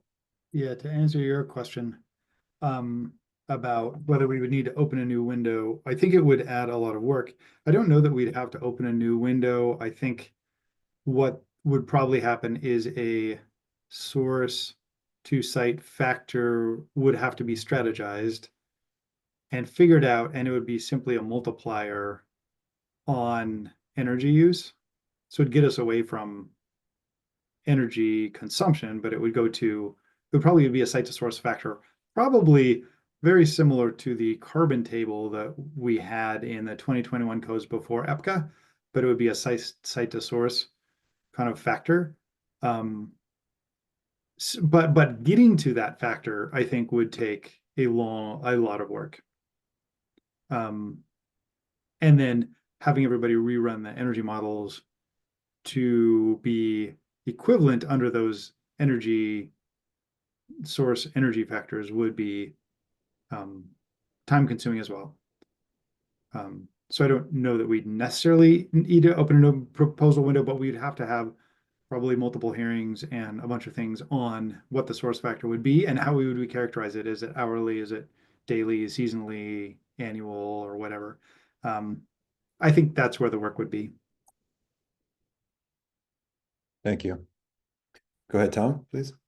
Yeah, this is maybe a little bit for Damon since he was looking at the 2006 code. Was there any indication there whether or not they were comparing apples to apples and oranges to oranges, i.e. electric to electric and gas to gas when these metrics were originally developed? And then in tandem to that, I mean, isn't part of this desire to go to source energy to kind of eliminate the problem we've got with not considering gas and electric in their own little spheres, and which was what drove I-2066 to start with? Yeah, if I could respond to that. Again, the mechanical section of the 2006 Energy Code is really talks very little about equipment efficiency, does not touch on fuel source at all. The second part of your question, yes, this site versus source was a big portion of the drive for 2066. But the real drive for 2066 was a large utility considering eliminating gas service to 850,000 clients via legislative action. And that was a big deal. I just will note that 95% of the nation considers source oversight, DOE, EPA, Energy Star, everything is source oversight. So, Tom, I hope that answers your question somewhat. Kel, did you want to add on to that? Thank you. I guess. A question. I have a response to that, but yeah, go ahead. I have a different question. Okay. Yeah, I guess my response is that codes are unique when someone is talking about comparing buildings. That's a different use case than when people are comparing or writing a code that requires a certain amount of energy efficiency. So I think some entities adequately use source energy for a definition of a certain thing, and there's a variety of those that were cited in the written testimony. But as far as an energy code where you're comparing a building to itself or comparing a building to an energy use standard, I think that's a different use case. And so I guess I don't see those as relevant as you do to energy codes. Okay, thank you. Calling on myself again, I have a question that I heard the proponent raise in the tag, I believe. I repeated it during the proponent's presentation, and that was, let me frame this first. If the question before the council here is about recommendation to the tag on the basis, site versus source. The question was, if not here or not now, where and when do considerations of source apply? And as I think all the council has done deep independent research, I have done the same to try to understand at the national level, the model code level, how they're approaching this in IECC and also with some of the new more carbon or emissions-based standards that are moving forward, such as ASHRAE, ICC standard 240p and so forth. And this does weigh, I'm broadening out the question here because this does weigh on all of us as we now are also looking at embodied carbon, potential, where would operating carbon or emissions start to play in? And should all of those be considered kind of holistically, not now, but where are we moving, in the near future with all of the other policies and so forth. EPCA route limits us very strictly to energy use, clearly. So that's a broad question, but can anyone help frame that? Thanks. God. Damon?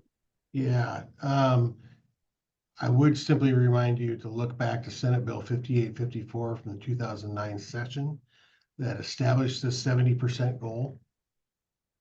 Nowhere in that document does it talk about carbon. So it's simply energy efficiency. Not saying that carbon is not a factor that should be considered, but as far as the legislation driving our actions today, it is strictly energy efficiency, 70% reduction as compared to 2006 code. Agreed, and that reinforces my question, so thank you, Damon. Shell? Yeah, and I guess I have a similar answer as Damon, which is we've got some more CWs telling us to do certain things. We don't have embodied carbon yet. I think at some point in the future, there will be a, total carbon reduction strategy, but that, would need a lot of time to think through and figure out how to balance operational and embodied carbon and all that kind of thing, if that's what you're getting at. I think where I'm going is our ask today is to point this in a certain direction. It's not to solve every problem, it's to guide the development of this and where we aim in this effort. So thank you. Yeah. Okay, Tom? Yeah, my question came again from Damon's statement about overall energy efficiency. Was that framed, or was that overall, meaning overall energy efficiency? Because, I mean, there's two different approaches. If we're talking about just only appliances, then one thing makes sense. If we're talking about a building, maybe another thing makes sense. If we're talking about overall energy efficiency over the whole energy system and its use, then that's something totally different yet. And so maybe we need to figure out what that means just to start with. Thank you, Tom. Go ahead, Damon. I can respond. If you go straight to 1927A.015, the beginning of the chapter, it says the legislature finds, I'll paraphrase, the legislature finds that using energy efficiently will help mitigate negative environmental impacts of energy use and resource development, and that using energy efficiently will help stretch our present energy resources into the future. So that sounds like it's naming all resources, be it gas, electrical, nuclear. So I would say that the intent of the litigation and how it was written into statute was to reduce energy consumption in total. Thank you, Roger. Yeah, I don't disagree. I think, and in fact, everything that we're talking about is in the energy code, not the building code. And however, to answer Todd's question of where we're going in the future, for which none of us know, nobody can predict the future. Will there be embodied carbon requirements? Maybe. At what point? I don't know. I think what we can do today, so I think, Todd, if your question is, should we consider where we think things are moving as we make a decision today? My answer is none of us know where the future is headed. And so I go back to, we're one more code cycle after this that we are dealing with. 1927, is it 160, I think is the one, if I'm not correct. And to make a change to the way we've been doing it the last 3 or 4 code cycles, pardon my math, just doesn't make a lot of sense to me. So Yeah, thank you. If I could ask or just frame it again, we're being asked to set the rudder on this thing, and there might be multiple directions that satisfy this single issue, but one of those cannot be running into shore, right? With all the other externalities of going on. So that's more what I was trying to get to. So Tom? Yeah, I mean, we brought up embodied carbon, and it's going to come up. It was in a bill this year that made it a certain amount of the distance. It's in an appendix that we are going to have available for everybody's use this year if they want.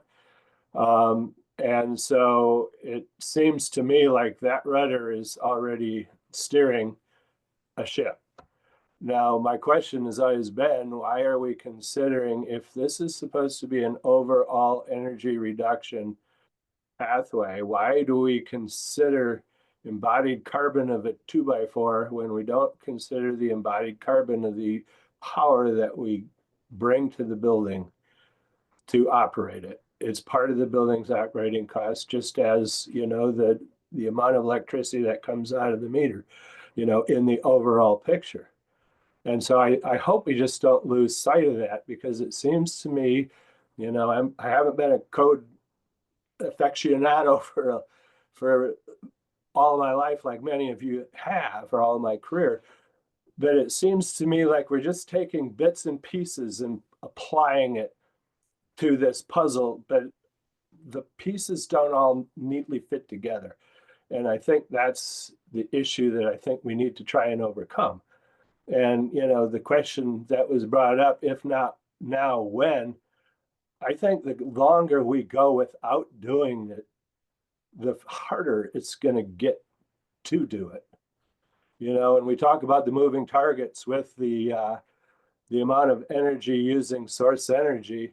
You know, everything's a moving target. You know, it's meant to be a moving target. You know, we've got this graph to zero that we've got to follow. So, you know, it's not a big mystery. All of the electric utilities can, you know, monitor this stuff all the time. Their plans get them to that place. They can predict that. They're working towards it. It's not this big mystery and how we figure out what to do. There's data there that we can follow, that we can use and use as a metric, just like this, you know, drive to 70% that we're on right now. I just don't see it as being that complicated to figure out how to get there. So that's my 2 cents there. Thank you, Tom. Michelle? Yeah, just to the, I would love to work with anybody on ideas to get a more comprehensive idea of codes that reduce operational and embodied carbon. I think that is the future. There's no embodied carbon codes in the United States that have been in place for more than a couple of years. So we know a lot about how energy codes work. We know almost nothing about how the embodied carbon codes work long term, and you know, what are the good pathways and all that. So Todd, maybe you're going to correct me, but I think we need to see how embodied carbon works over the next couple of years and then do that. But if anybody wants to collaborate on trying to figure out a more comprehensive approach, I'm all in on that. I am going to make a motion. I have listened to that and I find some logic in the RMI letter and how the RCW lays out how Washington is supposed to put their our codes together.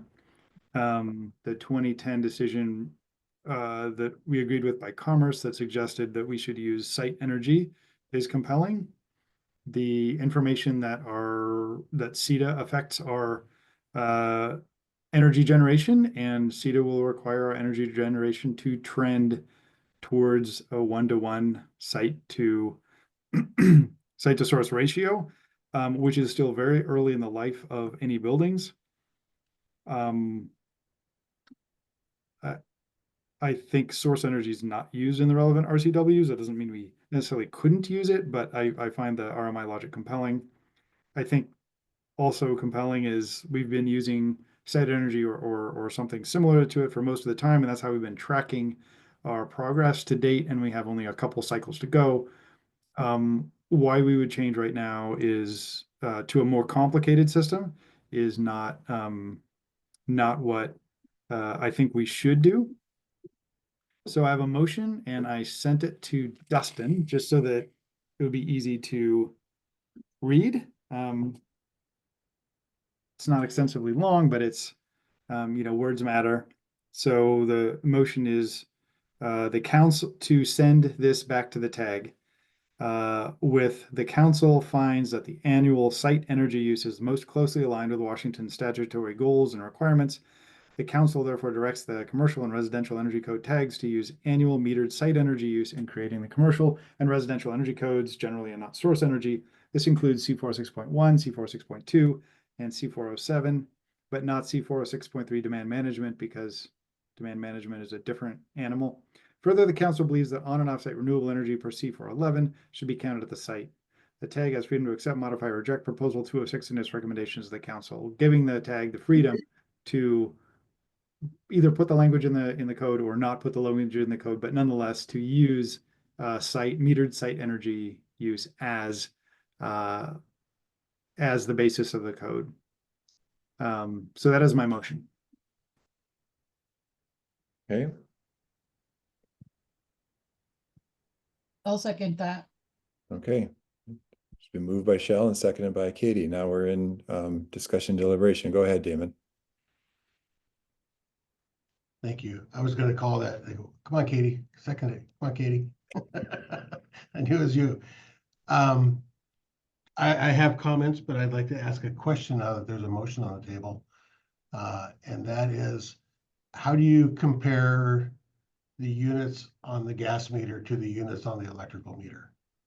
Joe? Yeah, so if you type into your favorite browser, BTU to kWh, you will come up with an answer, and there's an easy and direct conversion. And in fact, the energy code contains something in places where it says X kWh, and then parenthetically something BTU or kBTU. So there's an easy and direct and clear and mathematically accurate transitions between those two units. And I just wanted to be sure that that was clear in your head. I'm familiar with converting therms to kilowatt hours. Been doing it for nearly 2 decades and teaching it to multiple people. I'm going to go ahead and speak against the motion, and here's why. I think our direction is simple. The bill that passed in 2009 and the language included in statute says our overriding goal is to reduce energy consumption.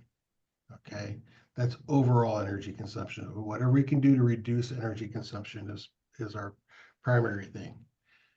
How does site versus source affect our codes? The items in table 4063 that we use to gain the points for code compliance in that table are all EPCA compliant. They set the minimum efficiency at the EPCA efficiency, and then you get points for being more efficient than that. A lot of people have said, we've been doing this forever. Well, it's not the case. We didn't consider site versus source until 2018 when we introduced table 4062, which is the energy equalization or fuel normalization. And that table mistakenly does not take into account the losses from the source. If you're only measuring from the source, you're fooling yourself. And to compare gas to electrical that way is not apples versus oranges. Like I said earlier, it's bananas and kumquats. Okay. In addition, we are being unique to the rest of the country when 95% of the country is realizing that source energy is the only equitable way to truly measure overall energy efficiency. Why would we be different? Also, we will not comply with 2066 as long as we focus simply on site energy. Okay, it's the equivalent of I've got a truck that gets 10 miles to the gallon, and Todd has a truck that gets 30 miles to the gallon, but I'm able to pull up to a gas pump to fill my tank. He has to use a bucket full of holes, and by the time he gets to pour it in the gas tank, he's only got a quarter of what he started with. That's site versus source. And once again, it only applies to table 4062. It doesn't change anything else we're doing code related. Okay, so I would urge us to get with the rest of the country, not try to be unique, and I would speak against the motion. Thank you. Thank you, Damon. Roger? Thanks, Jill. I have a question. that maybe we haven't addressed, but I remember I think it was when the proponent addressed us last time at one of the meetings I was at. I'm not sure if it's a full SBCC meeting, and what caught my attention was the suggestion that there were disparities in the code. So I'll paraphrase that there are places in the code now that talk about site and some that talk about source. I agree with the motion, but I wonder about adding something. Do you feel that the tag has enough freedom with your last sentence there to make sure that if there are any conflicts within the code, I would strongly suggest that those get coordinated, modified, figured out so that there's not conflicting language. So if you feel like that you're as the tag chair, if that last sentence gives you sufficient leeway to make sure that you address any potential conflicts, then I would support the motion as it stands.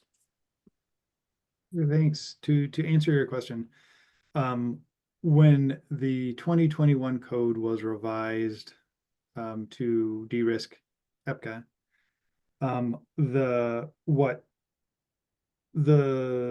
C406 section that contained the carbon table was transitioned to an energy normalization table instead of a carbon table. There is a certain section of the code that requires certain mechanical energy efficiency called TSPR. The entity that does the energy analysis for TSPR didn't have the ability to rerun the models for their section to change the TSPR section. So that was retained as using the CO2 table in the 2021 code. That's, I think, what the proponent was referring to. So it's now the carbon table is within about 9% of a 1-to-1 energy basis. So it's really close. It didn't require a whole lot of modeling, but that modeling entity didn't have time to model it. And I didn't see it in time. So we maintained the carbon table in the 2021 code only for the TSPR requirement. I think does that answer your question? So I think it does. Then I asked the entity if they could rerun the TSPR model to use more clearly site energy use. And they did, and they submitted that as a code proposal. So in the 2024 codes, there is a proposal that will remove it. So there will be no source and no CO2 anywhere in the codes in the 2024 as I'm seeing them come through. That answers my question is when we adopt a 2024 code, if there are inconsistencies in the 2021 code and incongruities, if we are addressing those in the 2024 code, then that's what I'm requesting.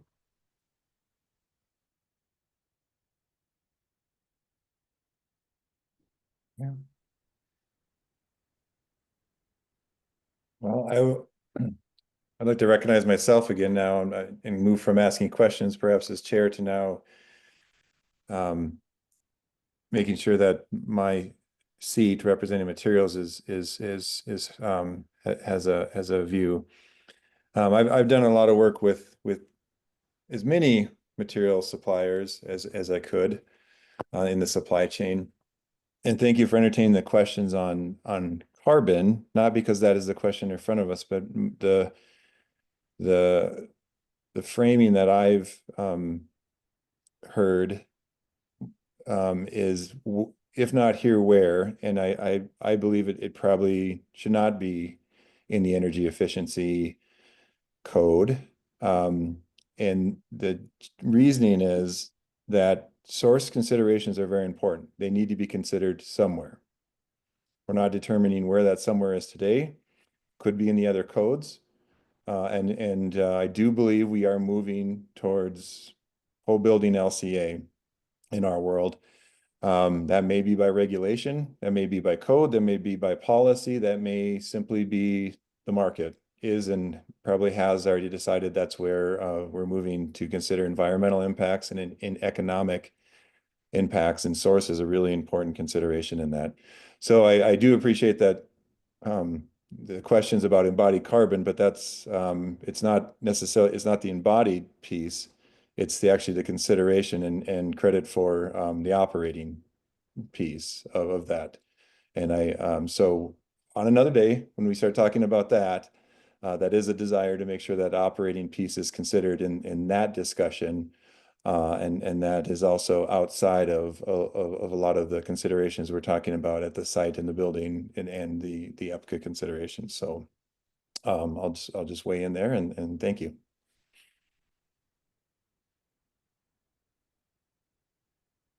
Tom.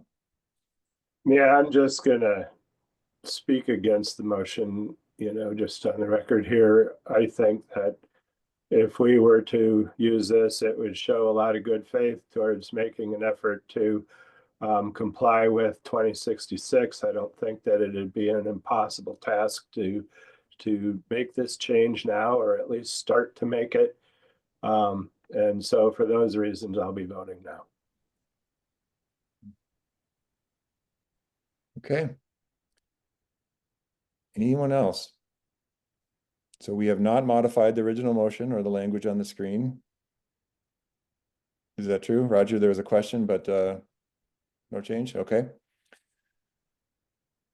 If we're ready, it's been moved and seconded as shown on the screen. And I think we should go to a roll call vote on this one, please. Wait, Arnold? Yes. Yes.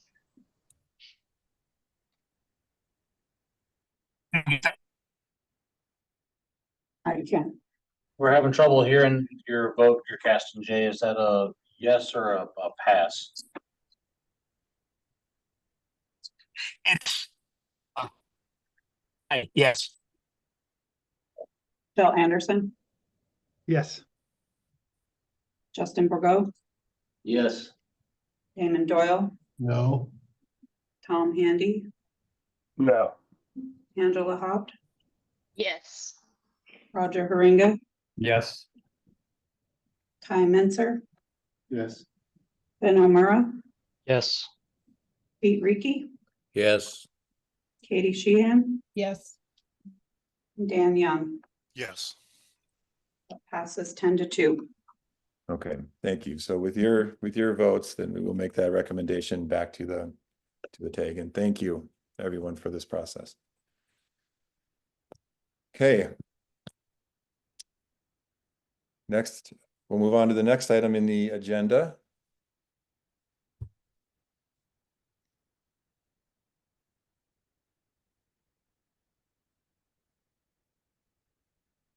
I think we're on 8, right, with committee reports? Yes, sir. Okay, let's Kick that off the legislative committee. yeah, let's just go in order and we'll start with Tom, please. All right. Well, not an awful lot has happened over the last week with regard to the bills that would affect the SBCC, you know, as far as operations and timelines and all of that goes, except for let me grab my other stuff here. 5552, which has to do with the building codes for kit homes, has been moved forward for a public hearing next Wednesday.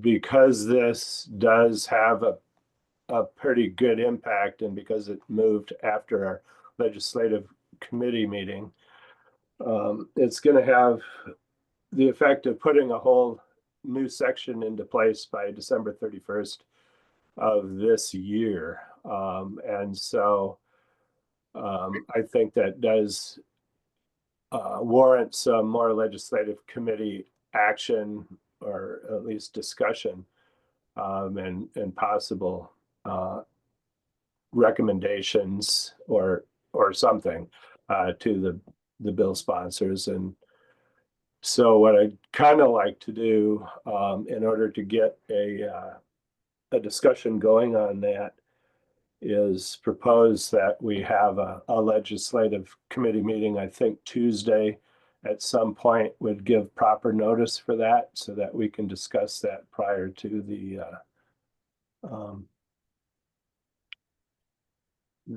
discussion that the legislature is going to have on Wednesday morning at 8 o'clock. So does anybody else have anything they want to add to that? Would that work with the rest of the committee?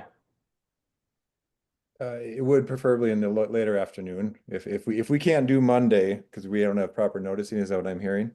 I think that's the case. Well, no, it's just got to be 24 hours. It doesn't have to be business days, right? So if we can do it Monday afternoon, that would be fine too. I've got some time late afternoon on Monday. I prefer Monday over Tuesday, but I have some time available on Tuesday. I'm pretty open on Monday.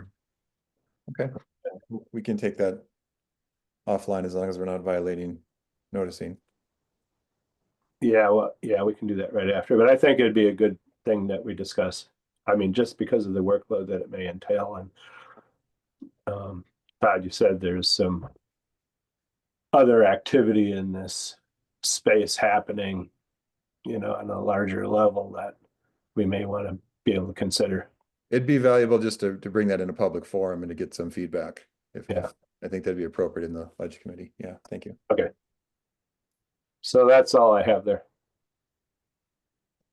Unless you've got anything you want to add, Dustin. I was just gonna add the bills that are dead that we were looking at. We had the embodied carbon bill. We also had the wildland urban interface bill. As part of that consideration, we're experiencing some troubles staying on track with the timeline as proposed right now.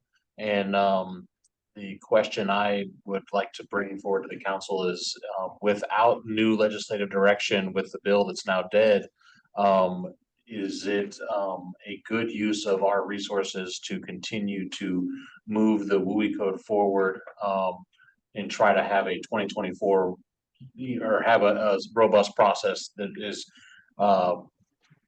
in our 2024 process? And so I believe getting ahead of some of the concerns would be a value, but we're also struggling to meet our timelines. And so reducing workload would be a benefit for staff, but I'd still see a value of working with the WUI code moving forward. And I believe that's all, the only two I wanted to point out that are in the dead zone at the moment. Okay, thank you. It's a bigger topic, obviously. I think we can try to propose a executive committee or others try to move something forward on agenda item for a future council meeting. Okay, thank you. Executive committee. Oh, I still have a question. On the legislative Committee is Okay. about SB 5055, agritourism. And I wanted to suggest that there are some important things missing from the bill. And I don't know how we're communicating, but for instance, it doesn't talk about accessibility. It says certain buildings are exempt from all codes except for fire and life safety. And it doesn't mention accessibility, for example. It also doesn't include any nuance for ventilation, proper ventilation, which has health benefits, of course, as well as some, I mean, it could be considered life safety, but it's not directly considered life safety. It also seems like there's no size limit on it, and there's several things that it doesn't do. It could be I support the general idea, but it's unnuanced, and I think that's a challenge. And I wanted to know if we were talking to the bill sponsor and providing feedback on that. What was that bill again, Joe? What was what? SB 5055 5055. It's about agritourism, Michelle, are you raising that to Tom to perhaps include on the agenda on Monday? Yeah. Okay. Yep. Okay. And again, just this is a committee report, but this is a chance for if you need action on the full council that goes above and beyond the informing authority of the committee. Okay, thank you, Michelle. Ty? Just curious on the bill that was going to change SBCC composition. Is that dead or? I believe that one's dead as well, Okay. yes. Figured, but I hadn't heard. Yeah, that's SB 5429. It's dead. Okay, anything else? Tom, others? No, I think unless anybody else has anything we should pay attention to right now. Just a note on the 5055 bill that is also scheduled for hearing this coming Wednesday at 8 a.m. Okay, we do have public comment checked on this item, so if anyone from the public, just raise your hand and if you want to flag something also. Okay, executive committee, we met 2 weeks ago. I have to remember we continue to use both the executive committee and this meeting, as you'll see on item 10 here, to continue to approve TAG members. So that was one of the actions we took. Anyone else remember something we should mention? The ones I wanted to bring to bear here today were the TAG members that we appointed at that meeting. We only had made an appointment of one member, of Josh Mergens in the IRC TAG. The reason we didn't appoint other applicants at that time was that we hadn't heard back from the TAG chairs and they weren't present at that meeting. So we deferred some of that out to this meeting. So we'll see some of the other applicants here at a later agenda item. The other thing, we did have a WUI code discussion, kind of the same question is if the bill is not moving forward, what is the main task and what we want to do as a council moving forward. And then the last little bit is a code adoption revised schedule. And I'll share that with us here.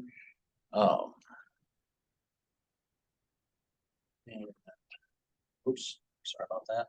Pop that back open.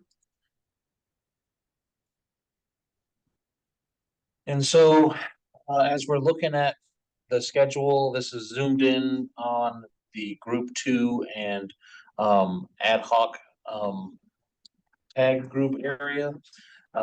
The movement here is bringing the energy code amendments for the residential energy code to open up here at this meeting. The remaining of the group 2 codes being the IRC and the UPC and the WUI code, which is kind of in a questionable state at the moment, are not ready for opening a proposal period at this meeting. So they're proposed for the next council meeting in April. Similar for the ad hoc tag group, we have a couple proposals for the work of that group. But the intention here later on, after we go over these committee reports, is to open up a proposal window for both the residential energy code and the single exits and multiplex housing. One difference in the ad hoc tag is that because this is a legislative mandate and we're not necessarily required to have a proposal window, we're going to begin bringing the ad hoc meetings together prior to the closure of the proposal window so we can start work on that. And this section here is the main section where there's some changes. I believe also in the commercial energy code, we're still planning on bringing those to the April committee and council meetings after we complete the review of the amendment petitions for that group. But we still have some extra stuff happening within that. So there is some potential shifting. And then as always, if we're struggling meeting the timelines, later on in the process, there's not a lot of room for work within the CR 102 and to do the economic analysis that we've received some scrutiny on in the past. And so I guess coming up against a tight timeline in the later half of this year to meet the APA requirements, the statutory requirements to adopt our codes within a certain amount of time after the publication of the model codes, and just keeping the work on track for the rest of this year. And we're trying to have everything happen accordingly on the staff side of that, and it's a challenge for us right now, and I think it's going to continue to be a challenge for the remainder of this year. And the big overarching question is, what happens if we don't make the December 1st timeline for most of the codes? There's the one section for December 15th, and the overall kind of point of view that I have displayed on that one is that the codes will have to sit for an extra year. And it's not something that I would like to have actually occur. And so I'm looking for any suggestions to modify this timeline where we can maybe front load some of the petition review prior to maybe a council meeting. As one tack that we have discussed is potentially when we open a window, pre-approving proposals that are accepted to the tag, so we don't have to wait until the council meeting comes so that work can begin. And any other suggestions I'm open to, but we are beholden to some timelines in our WAC for proposal windows, APA for the CR 102 process to sit for a minimum period of time, and then we have our end of the cycle timeline. So there's a big challenge for the SBCC at the moment. Okay. Thank you. Chell? Yeah, the energy code tag has in the past sometimes reviewed proposals, as you mentioned, before the council is approved. They just can't take action, but we can get a lot of the discussion done so that, and maybe revisions to proponents. So it's definitely possible, and it's been done. Yep. And the idea on the legislative tag on the single exit and multiplex is that will be more of a code development effort. So we're going to try to consider those and, as they come in. Okay. Thank you, Justin. I think we should keep going. Go ahead, Roger. I just want to say, I certainly want to express, I agree with Dustin. I don't want to push the codes off another year. I don't even want to consider that. I think a main topic for the executive committee meeting needs to be really drilling down on this schedule and doing what we need to do to make sure that we meet our deadlines. Yeah, thank you. That was going to be my suggestion too. Good topic for next meeting in 2 weeks. Okay, let's go to, I think BRFW is probably, Roger, would you like me to? Yes, please, since I was absent at the last meeting. Okay. So. I served as pro tem on that, so thank you, Roger. So this was a good meeting. This was the meeting where the petitions that were flagged by this committee moved up to the council and then moved back down for further work were considered. We went through 4, I think it was 4, but all but one. The one is the embodied carbon that's going to be considered at the next meeting in April. So real quickly, one of the petitions needed code correlation, and thank you, Ken Burlett, for doing some of that work. So that was referred to the Code Correlation Committee. And 2 other petitions, one which had 2 petitions that need to be brought together. Direction and requests were given to proponents and or other stakeholders to try to bring them together, and so they were tabled to come back to next month's meeting. And then finally, the 3 EV charger petitions conducted a pseudo hearing, and really it was a very robust discussion, and I was really excited to again have the knowledge that we did at that meeting to really understand the issue better. So so that was all that input was taken, and we're trying to come back next month with a firm code language to try to bring those 3 together and justification to try to get a recommendation to the full council on those 3 petitions. So that's the current strategy. And then Roger. will lead next month with the table ones will come back, and then the embodied carbon will take public input. Okay. And MVPE, Mr. Doyle, please. MVPE, okay.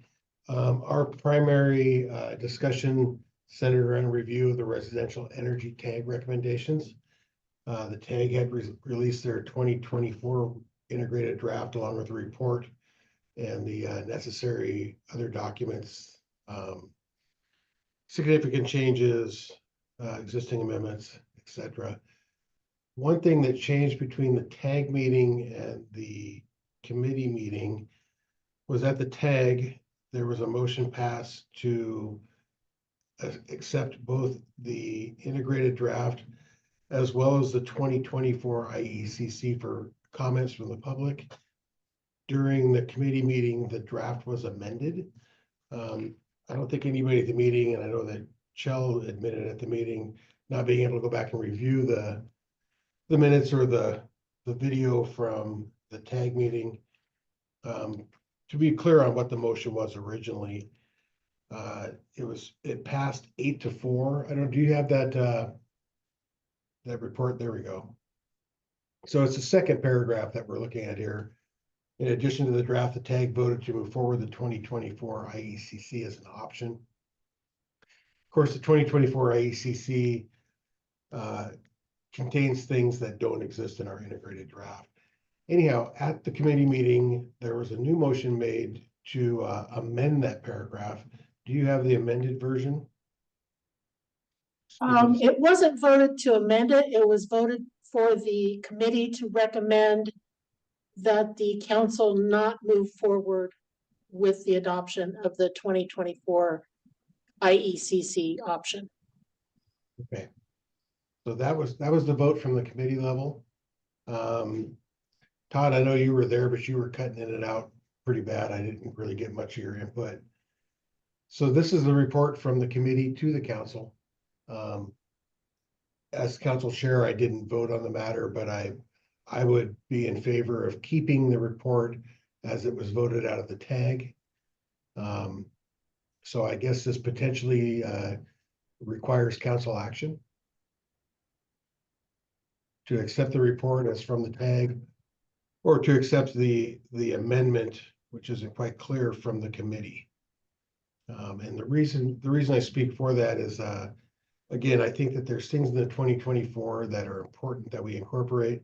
The other thing, and this is something a little bit troubling, all of our various codes within the state utilize the model codes as their base document. And then from the model code, we submit amendments for the state of Washington. With the energy codes, we're still reliant on the previous code and then amending it. And one of the things that was discussed was that we could not utilize the model code because it was copyrighted. Therefore, we couldn't, quote unquote, publish it. I'm curious if staff could respond how we're doing that with other model codes and not with the energy code. I would have to review the contracts we have with ICC specifically for the energy code. So we have a contract with them that gives us usage where we can publish specific parts of the model codes where we are intending to make amendments to for the codes that are not the energy codes. I believe that we have a similar contract in place for the energy code, but I would have to review that to see the specifics of what we are allowed to share as far as the model code as a base document. Okay, thank you. That kind of clarifies things. It seems a bit troubling. If we're going to use the model codes as base documents, then we should have the opportunity to utilize them and make an integrated draft document. So nonetheless, my recommendation to the council would be to accept the draft as it was initially voted 8-4 out of the tag, and to not do any amendments as were suggested in the committee. I see that Jill has a hand up. Thanks, Damon. Yeah, I think what the discussion was about the 2024 IECC was that well, I think what Krista said was the Code Council can't publish the 2024 IECC in its entirety as a base document. That's what I recall. Okay.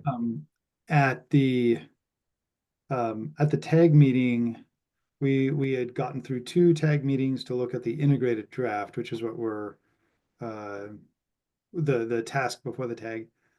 And at the very end, there was a motion made to also include the IECC 2024 as an option that could also accept code change proposals.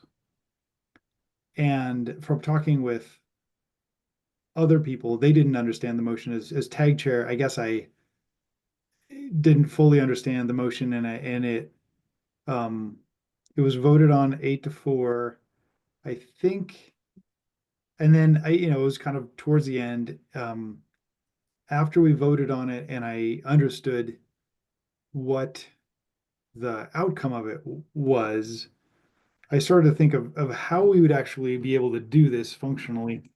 And I guess what it came down to for me was, if we have 2 integrated drafts, in other words, the IECC 2024 as one possible future pathway, and the Washington State Energy Code 2021 integrated draft as a different pathway, and we accepted code proposals on both, what would happen is either we would be basically writing 2 entirely different energy codes in the TAG meeting, and then at the end voting on the 2 of them, or we would early in the process decide between the 2 of them which one to go with. And that would mean half the code proposals we got, we would not even consider, which seems like a great disservice to the Washingtonians who would put forth code proposals for one of these. So the 2 pathways were either we have these two documents to go forward and we accept code proposals on both, and the TAG goes through all code proposals on both of them, which is essentially writing 2 different energy codes that have different facets on them. And then in the end, decide between the 2 of them, which would take twice as long, because we're dealing with 2 very different codes. Or we decide early in the process to go with either the 2024 IECC as a base or the Washington State Energy Code integrated draft as a base. And if we decide that, then half the code proposals for one of those 2 options, would essentially go in the garbage right away, which seems like a whole lot of work down the drain. And if I was a code proponent and I proposed on both of them and half my code proposals were not even heard, I would be pretty upset. It would also take about twice as much time. So I am not at all in favor of having 2 base documents go out to submit code proposals for. And that's why I made the motion at the committee meeting to only have 1 base code for code proposals, which would be the integrated draft that the TAG worked on for most of the time. So it sounds like we're starting to deliberate the actual next agenda item, and I have hands popping up here. Should we conclude the committee report and actually move into this item and start discussing it? Yeah. Not as part of this one, I'd intended to make an approval of these reports before we get to the next agenda items, just the proposal windows. The committee reports. Part of this one. Does anyone feel we need to have more discussion about the committee reports, or can this get moved? Go ahead. Well, Todd, if we're going to continue the discussion on the committee report under the next agenda item, which appears to be simply timing windows for proposals. Well, appropriate. Let's clarify that, Damon, because perhaps I was mistaken. I thought we also need to accept this integrated draft so we can open the window. And I think that's occurring right now underneath the committee report. So it went from the TAG. This is the TAG draft that then went to the committee. The committee modified it, and now we're discussing the modification of the. I see. That's what you're telling me, Dustin, that the council action of accepting the report is actually happening now in the committee report, not in the next action. Correct. Thank you. Okay, keep going then. Okay. Oh, go ahead, Justin. I'm done. Okay. To reply to Chell, there is a strong contingency that would like to see the 2024 IECC be our next energy code. If you submit to both and then one path is chosen over the other, we haven't tossed out half of the proposals. You have the opportunity to submit to both as you indicated.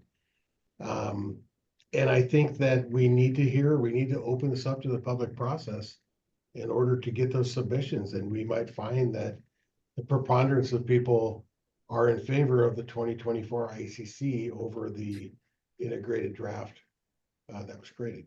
So I think it would be a disservice to the public to not give them that option. Okay, Chell, and let's go through Chell, Roger, me, and then we're going to go to Greg, Larry, and Patrick online here. Chell? Yeah, I guess I see, doubling the time it would take the tag to get through this. And, if what we're not asking with the integrated draft, we're not asking people to vote on which one they want. To speak to your point, Damon, the asking for proposals is not asking which one you want to use as a base. It's to submit legitimate code change proposals on how you would modify that to meet the requirements and any goals that are happening. So we wouldn't get out of that process which one people prefer. What we would end up with is 300 code proposals instead of 150, and that would double the amount of time. The IECC 2024 is also about 25% behind the Washington State Energy Code. So we would have to then get the IECC base code way more advanced than it is right now in order to continue the trajectory towards a 70%.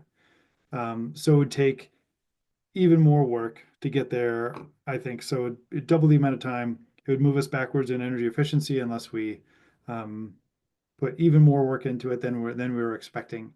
So yeah, I guess that's why I think we should do that. And I also think that we should modify the report to say something like, at the committee and council meetings, the IECC was then, removed as an option, something like that. So the so if somebody goes back and reads the tag report, they won't immediately have questions about, well, why wasn't that in the integrated draft? You can modify the tag report. You can modify the council report or committee report, but you can't go back and modify something that actually happened. Okay. Well, I guess I was just putting a helpful note to people that it was modified later, but if we don't want to do that, I guess we can't. Yeah, that's also, Chell, if you could share those numbers with the council, the 25% behind. I had asked about this at both the tag and the committee level. We didn't have any numbers as of yet. The only thing we have is the national report saying that the 2024 is 6.8% more efficient than the 2021. And as you noted at the committee level, the last meeting, we were 38% above where we needed to be. So we would still be in compliance with the legislative directive then, even if it was 25%. Yeah. I don't have anything that shows that that's an actual number. Yeah, I was recollecting the commercial energy code. I would have to look up the residential energy code to see how far that is in advance. Sorry about that. Yeah, That 25% was on the residential energy code. do we have numbers or a source for that? Yeah, that's the DOE website and the PNL analysis of the code. Let me. Yeah, if you could send that after this meeting, that would be fantastic. Krista, are you saying that's included in the 3-year report to the legislature from PNN? This is the IECC report or the DOE report and their determination of the state's energy codes on the DOE website here. Oh, not our report to the legislature. This is No, this is a PNL report to DOE. Okay. And this is on residential energy codes. And if you go to Washington State,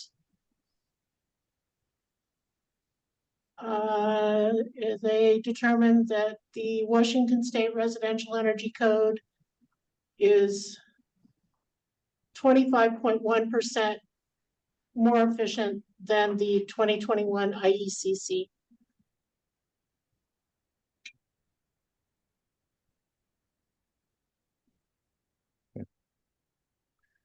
Okay, thank you. Roger. Yeah, I have a procedural question.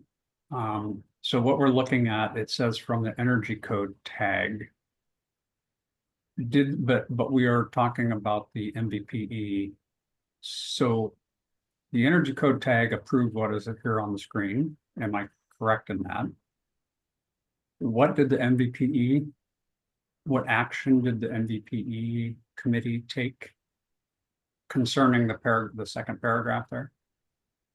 Krista, are you able to formally restate that or characterize it?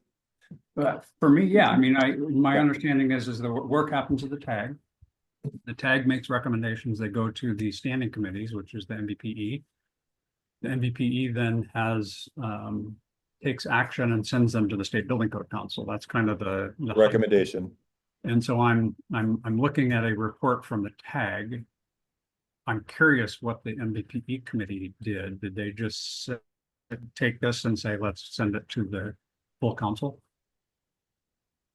So I'm confused a little bit about what we're. Oh, it's the right question, Roger. I think Krista or others can help us restate that. There was a motion at the committee that carried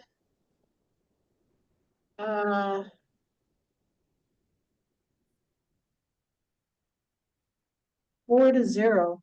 At the standing committee. at the standing committee to recommend adoption or recommend sending forward the integrated drafts for proposals, but to not include a parallel option for the IECC. Okay.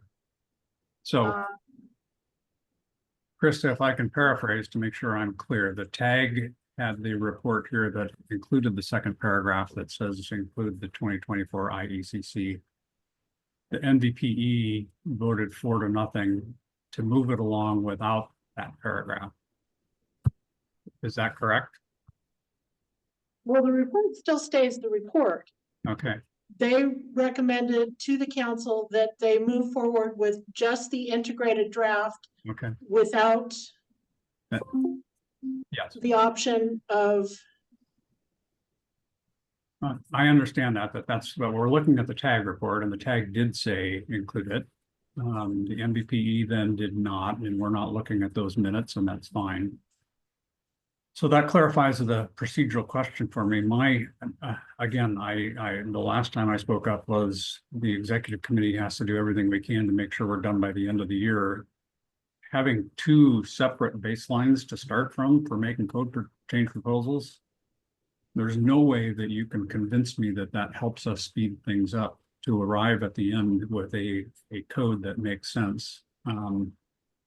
And given the additional comments, and I'd love to hear from the public as well, but given the information that Shell made and was shown the 25% on the residential, it doesn't make a whole lot of sense to me to start with the IECC and then have to go and somehow modify it to get us back to our baseline. You're having to do the whole baseline, get us back to where we are, and then make the next step. So I don't see why we would suggest that we would do two baselines. It cannot, there's no way that it would not cause additional work, and we are already under the gun. And I think if there are parts of the ICC that somebody believes in strongly, they can do a proposal to include that in the 2024 Washington State Energy Code, the one on the first paragraph. So I would not support having two baselines.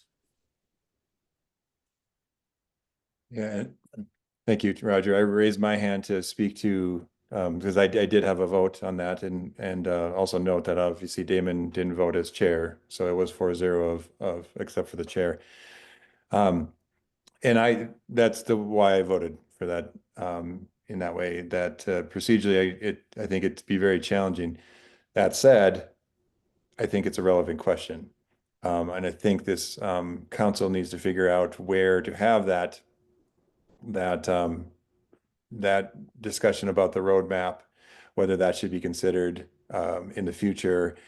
And also, I also personally don't believe that that is the purpose of the tag, and what those members were asked to do is to have those consideration of those big questions, very similar to site versus source. I think that needs to originate at the council and committee level, and then ask the tag for recommendations, and then finally, I had made a note, and this was going to comment on it, but I lost connection. I think there is still an opportunity within the existing framework to propose strikers, and strikers have been proposed on the commercial side. I know that's not normal in our process, but that is an option if someone has a firm recommendation to bring that forward as a petition. Okay, I need to move to public comment on this, and noting that we have 20 minutes left in the meeting, so we need to start thinking about whether we're going to extend. Greg, first, please. Yeah, I wanted to note that at the MVPE committee, it was noted that folks didn't have a chance to review the video record of what happened in the tag, which is understandable. Everyone's busy. Unfortunately, the recollections of the events that happened at the tag did not match the transcript of what actually happened in the tag. And so they based their decision on the recollections, not on the actual action of the tag. So it's important to note that the MVP committee did not debate the merits of that to have the IECC. They just merely axed it out because of incorrect recollection. Now here today, it sounds like you guys are actually discussing into the merits and you're ignoring the recollection. But if you were, and regarding the merits, I'd like to go back to a question that Todd, you've brought up. If not here and now, then when? And this is relevant because there's a lot of benefits to going to the IECC, and this is not about stripping down and making our code less stringent. The intent has always been to have an opportunity for people to propose so we can make the IECC bring in the additional things that we are missing out of our code so we can maintain the same stringency. It's just to make it more efficient on a future scale so that way we can be more aligned with the model codes. But there was a proposal at the council, a petition by BIAW to move to the 2024 IECC, given that was under a different purpose that they proposed it. But the council's action out of that was denied it because they wanted the tag to weigh in. So then in the commercial energy code, there was a proposal that was considered at the commercial energy code, had a lot of interest.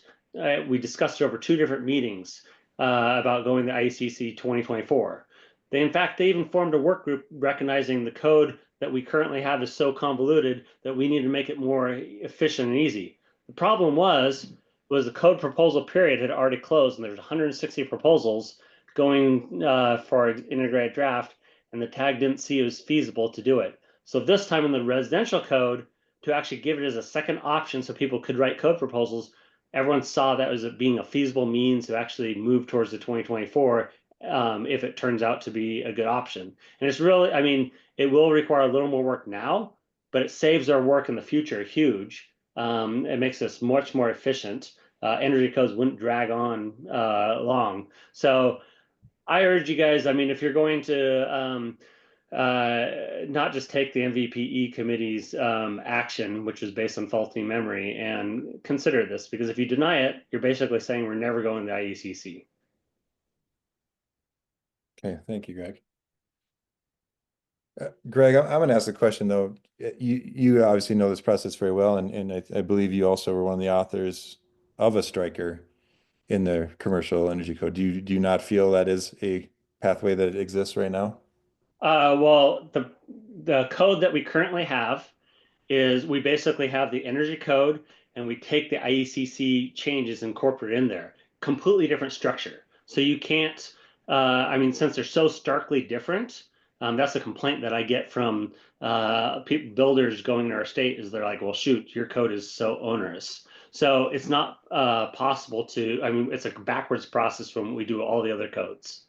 And really, if we wanted to have two integrated drafts, the way it would work is if someone had a provision in our existing code that they wanted to bring over to the IECC, they'd write a proposal for that. If someone wanted a thing in the IECC they want to bring over to our code, they'd write a proposal for that. And if someone wanted to introduce something brand new to both codes, they'd write a proposal with two languages, one for inserting the IEC and one inserting the integrated draft. And that's how the proposals work. So you'd have a few more proposals for the cross-linking, but really in reality, it wouldn't be end of the world for extra code proposals. And then at the end of the day, if the two drafts we had for the CR 102, we could say, oh, you know what, we've actually accomplished the same thing. We've made our code more in alignment with the IECC and structure. Okay. Thank you. Angela, do you have a question for Greg? Angela? Sorry, can you hear me now? I can. Had myself muted in two places. Sorry. So I guess I had a question. If we, if we were to say, okay, yeah, let's go over to the IECC, which, I am not opposed to. I just think at this point in the juncture, who is going to go through and do the full examination of it to bring it that 25% up to be where we are now, so that then we can move forward with proposals for 24. You see what I'm saying? Because we're already saying that there's the report that says that we're 25% more efficient. So how do we rectify that right now, when it would basically take an analysis sort of through it all in order to say? Because again, I don't particularly like the energy code process. I like the basis of the international. I'm just asking for right now, this second, instead of say, again, the 27, how do we do that in this 2-3 month period that we have? I have a simple answer to that. So when we do the increasing in energy efficiency every 3 years, what we do is we use P&L's analysis of where we're at, and then we set the amount of credits you need to obtain to get there. So, I mean, and so really, and they'll look at what other prescriptive requirements, the baseline prescriptive you've added in. So if you make it already there based on your baseline prescriptive, like let's say you putting lighting controls, and that's one that we were talking about recently. If you increase your lighting control in the tag, if you increase your lighting controls and you get enough savings there, then you don't have to jack up the credit requirements as much to get there. So really, that's how it's done. Okay, thanks. Ben, do you have a question? Yeah, and maybe a possible compromise solution going forward. I guess speaking for myself, my vote at the committee last week was based heavily on the schedule and timing needed to entertain having two parallel code processes and not on recollections stated in the meeting. And I guess moving forward, as we looked at the schedule in this item previously, I guess would it make sense, assuming in the next agenda item today, if the residential code gets opened up for proposals, if someone would be so kind as to present a proposal in kind of this line to use the ICC as a baseline, and then the council or TAG would start looking at it prior to the close of the proposal period to allow for additional proposals to come in following that action in the tag. That makes sense. So potentially avoiding some of the bottlenecks that you found with the commercial code process. Thank you. Thank you, Ben. Katie, we have 6 more hands up from the public. Would you like to go before or after? Go ahead, go ahead. Okay. Let's go to Larry, please. To me, it's very discouraging here because the legislatures mandated us to go and try and move to the ICC code. There has been no try to go to the ICC code. And this mandate's been years past. And that should have been on your schedule first thing this year, is to get that mandate and get people started on that. And it never happened. It hasn't happened. And so that's a travesty. You guys pick and choose what you want. And that's not right. Okay. And then on top of it is when we go in to do this stuff, we still don't know what 70% reduction is. And if you're listening to me, 70% of what I built in 2006, if I build it with forced air heat, natural gas, I need to be 70% for that type of building that I was building in 2006. So then if I was building a heat pump building, which we do, electric with heat pumps, backup heat pumps, I have to be 70% less than the energy I used with an HSP of 2.5 or a COP of a 2.5. And then it was brought up in the tag by Poppy Storm that you cannot get a 70% reduction if you were using heat pumps in 2006. But if you look at the law of what it says a 70% reduction of what you were doing in 2006. So some of us were doing gas heat and some of us were doing heat pump heat. Even then, we've been doing heat pump heat since the 70s, okay? And that's, we don't have any clear paths of what they're meaning here. And so we just keep taking a shotgun and shooting in the dark and hoping we're hitting something. And all our targets don't mean a thing because we don't have a current approach to what we're supposed to be doing. And that's not right. And to see what happened in the tag, the commercial tag and the residential tag, what you do, you set both books down there and you start from and you go to Z and you implement everything into the ICC so the numbering system stays the same. And by the time you get done, you're done. And it doesn't take that long. But there's no attempt, there's no direction because you don't want to go that way. The majority of you in Seattle are stuck in the way you are. And you don't want to change. And that's wrong because we've been directed to take the change. And we're not doing what we should be doing.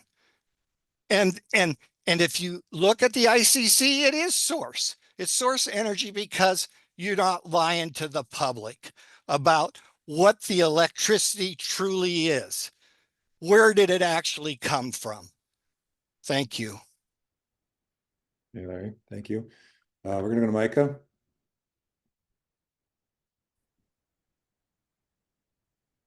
Thank you very much. I'll come back in and do what Jay says I normally do, is throw in some obscure RCW. I think we should look at RCW 1927A.020. It states what Energy Code Washington should start as a base with. One, that would be Section 5.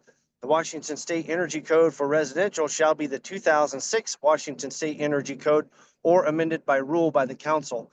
So that should be the starting point. However, also in item 9, I think this kind of asked to Todd's question of not when, if not now, when. My answer would be probably should have already been done. Item 9 states the State Building Code Council shall evaluate and consider adoption of the IECC. So it is the council's responsibility to evaluate the IECC and consider it for adoption in place of the existing energy code. So I agree with you, Todd. I think now would be the appropriate time since it wasn't completed. And I think this is an appropriate topic for the council to take up and vote on to give that proper direction. And if it's not the IECC, then per the RCW, I believe you have to start with the 2006 Washington Energy Code and modify from there.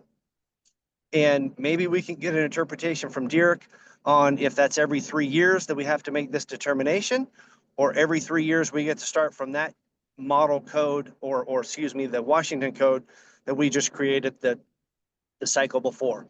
RCW 1927 for the state building code requires us to look at the most current adopted ICC codes before we start our process. Thanks. Micah, hang on. I got a question for you, but Krista, do you want to weigh in first, please? Yeah, I would like to comment on item 9.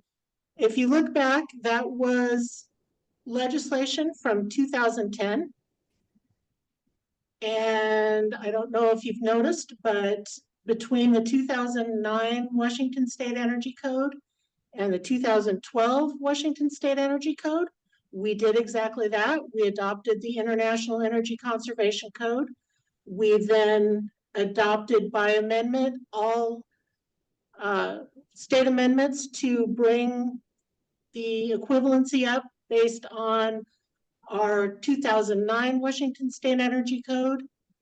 And then we started deviating farther and farther. And so, yes, we did do as the legislature directed and considered the adoption of the International Energy Code, moved towards the format, took that as the baseline and modified it.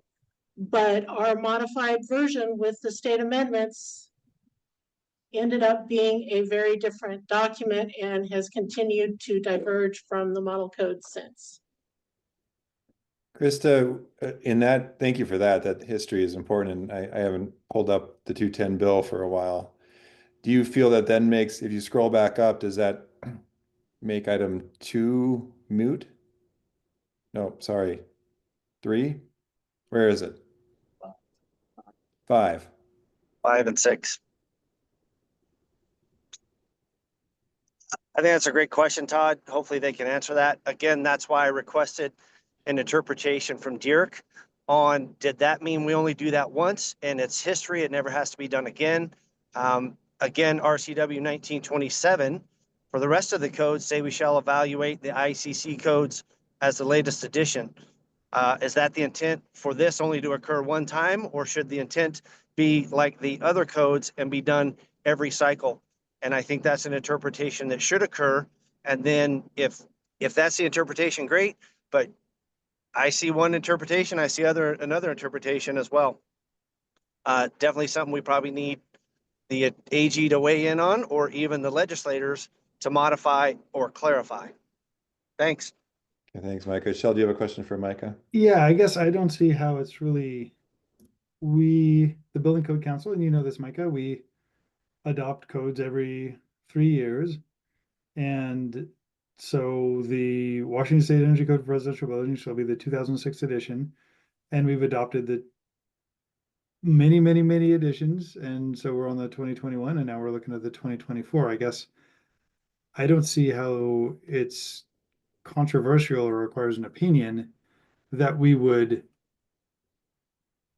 adopt codes based on the last code that we had, the last Washington State Energy Code, and move that forward. I guess I'm not seeing where the lack of clarity is in that, because frequently laws will say, give a year, and then, you know, things that happen after that year, as things are adopted by rule, become the thing. That's just the starting point.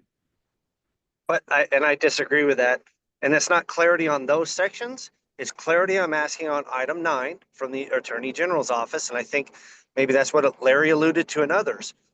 What I'm asking is, do you have to evaluate as the council, per number 9 states, the IECC in place of the existing state energy code each code cycle, or did you only have to do it one time when it came into the legislation? That's where I'm asking for clarity. I get the other two. That's not the clarity I'm asking for, Shell. And I think that's the clarity that others are requesting as well. Again, I think I brought this up several times. The process for the building codes and other codes are completely different, and it's clear in there, you're required to look at each updated code for that, but it's not clear here, so that's why I was asking for that interpretation. Thanks.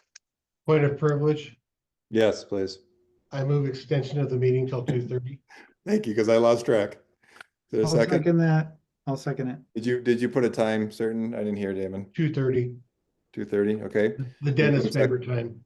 Yeah, thanks. It's been moved and seconded to extend the meeting to 2:30. All those in favor signify by saying aye. Aye. Any opposed? All right, we're extended. Thank you. Okay, we have 5 hands up still. Are we okay to keep going? Or did we interrupt Chell, you in the middle of this? I think I understand where Michael was coming from. Or at least, yeah, I understand.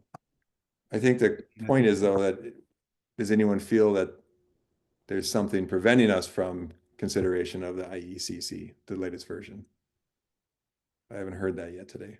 So, except for Michael, your potential conflict here with item 5 here, the 2006 edition. I think there's multiple questions that have come in, Todd, and I definitely think that to answer your question, if the council's not doing this now, then when? Because in my opinion, I think they should, and I read that as the RCW stating so. And if Krista says, hey, that was done in 2010, well, maybe that's the answer. But I think there's a lot of folks that may disagree with that. Thanks, Todd. Thanks, everyone. Yep. No, I think the other question is how. And So, Todd, okay, let's keep going. Gavin, please. Thank you, Chair. I made a point of attending the MVE committee last week. And I just want to make sure that it's noted today that the record, was corrected. There seems to be inference here that the committee members were voting using the wrong facts. The record was corrected that the vote was 8-4. Record was also corrected that I in fact voted aye when I had recalled voted nay, but I think all that goes to kind of point to the fact that the TAG was quite confused. I haven't gone back and watched the video. I don't have time for that. It was late in the meeting. I think it might have even been past the time of the meeting. And the TAG was obviously confused. I believe that the MVE committee was voting based on process. They were concerned about time and further confusion for people who are going to be putting forth code change proposals. I believe the TAG, considers the IECC each and every cycle when we are reviewing it and bringing it into our integrated draft. And I believe council uses the technical expertise on the TAG for the purposes of item 9 that Micah is pointing to here. I believe a lot of what's going on here is a desire by residential builders to bring in an energy reduction index path to our code. And I just want to make sure that it gets reiterated here as it was in the TAG that there are many of us on the other side of the discussion here. And at this point, I guess I'm speaking directly to you, Damon, that want to see that too. And all this change that the MVE committee has done is say that someone bringing forth that proposal is going to have to do a little bit more work to line it up to an integrated draft that was carefully put together by a TAG of technical experts using the existing WAC, beginning with the existing WAC. And I think that that's a very prudent ask by council of people bringing forth that proposal. So I really recommend to council today to carry forward what the MVE committee did in saying that we're not going to have 2 drafts. There's one, the IECC is still a reference. Someone writing those proposals, though, are just going to, they're just gonna have to do a little bit more work. It seems merited to me. Thanks. I'll quickly respond to Gavin. Of course. My motivation is while we have 18 technical experts on our tag that are intelligent human beings, including one home builder, I think the IECC process is much more robust, much more thought out, many more hours spent. So I would just simply call it a superior code. And our code has gotten cumbersome and clunky. And I think we've been talking about going to the International Energy Code since 2010. We did switch over the format, but it's gotten lost since then. And I think it's time to bring it back. Thank you. Thank you, Damon. Okay, continuing on, Lisa, please. Thanks, Council, for the opportunity to share some comments on this. This discussion is very interesting. And by the way, what my company does, we provide tech support for the commercial provisions of the Energy Code, although we do hear a lot of questions about multifamily. And so we do talk to residential contractors as well. And the feedback that we get really about both codes, because we talk to folks from out of state that come in and do construction and design in Washington State, is that in a lot of ways, the Washington State Energy Code, and actually I'm going to back this up and say that I'm finding it interesting that there's this opinion that the IECC is a superior code, because we adopt the IECC and then take the good work that has been done by code development stakeholders within Washington State for multiple code cycles and incorporate those enhancements into the IECC. And so we catch, especially through tech support, we hear about errors and omissions and various issues in the IECC, and they get corrected in the Washington State Energy Code. So I just find it really interesting that there's this opinion that the IECC is superior, because really we're taking the best of the IECC, the best of the Washington State code development ideas, and putting it all into our code. And so my thoughts about this whole idea of going back to the IECC is that I think we're going to lose a lot of the hard work of the code development stakeholders in Washington State if we roll back to that document. And the State Building Code Council already goes through this extensive effort, State Building Code Council team there that creates the integrated draft. The work that they do is excellent. And I think it's important to honor that and continue forward with the process that we currently have. Thank you. Thank you, Lisa. Patrick, you're next. Thank you. I wasn't sure if I was going to get called. And just for the record, I'm going in order. If you fell out of order, I'm sorry, I didn't notice that. First, I want to thank Krista for doing a great job compiling the integrated draft and the tag report and adjusting her process this time around to get the other reports in there from the official policies and procedures. I really appreciate that. As a tag member, I support the tag recommendation. And I think there's been a lot of things said about what occurred at the tag meeting, sadly, from people that have admitted they haven't watched the recording. I watched the recording yesterday. There was a call, there was some discussion about the motion. The chair clearly restated the motion. He understood the motion. There was a call to call the question. No tag member objected.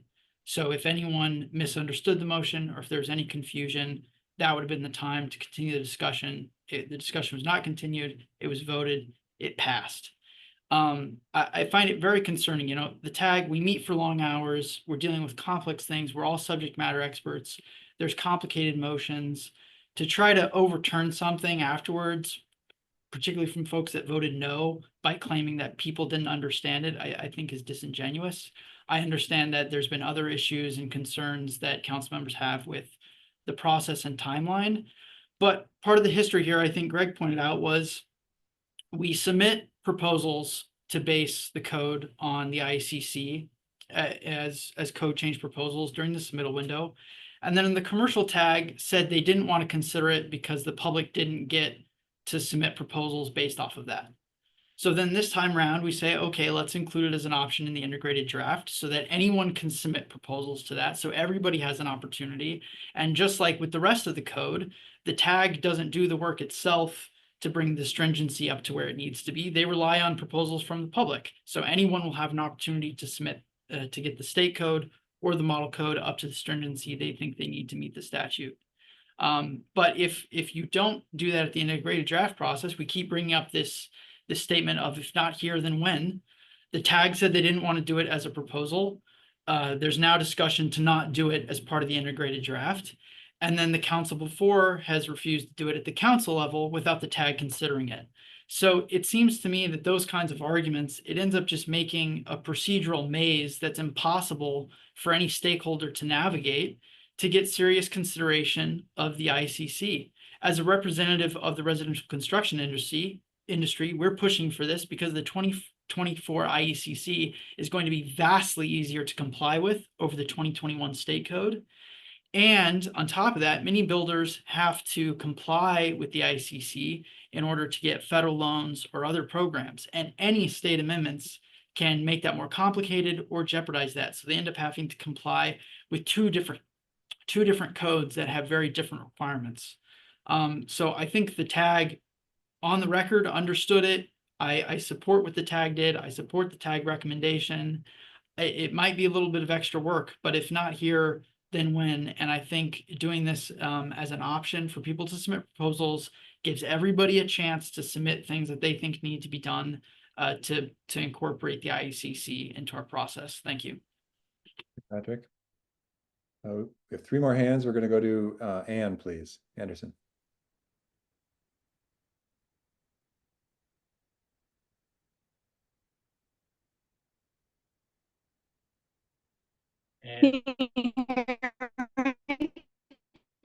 Well, yes, but no.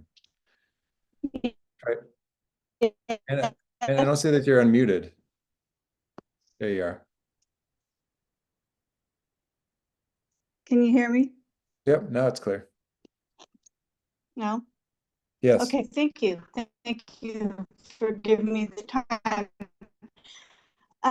My name is Ann Anderson. I'm a structural engineer in Vancouver, and I am an alternate on the energy tag group, and I agree with Patrick. There was no confusion there. It was a sensible motion brought forth, and it was voted yes 8-4. On the other side of things, I am very involved in ICC code development on the national level. I've served on the IRCB code development. Revolves around appealing the several things that came into the I'm sorry, I can't understand the testimony right now. Yeah. I don't know if anybody's having other issues, but I really can't understand. happened with Yeah, that I'm afraid we're getting some of it, but I'm afraid we're having a little the trouble. ICC changed the consensus process to a much more process. So the 2024 IECC is representative of work. These people we shouldn't ignore it. It was developed with a standards basis, much more stringent than the past. And I think we need to look at it. Okay, thank you, Ann. I think we got most of that. Thank you. Okay, we're gonna go to Elizabeth.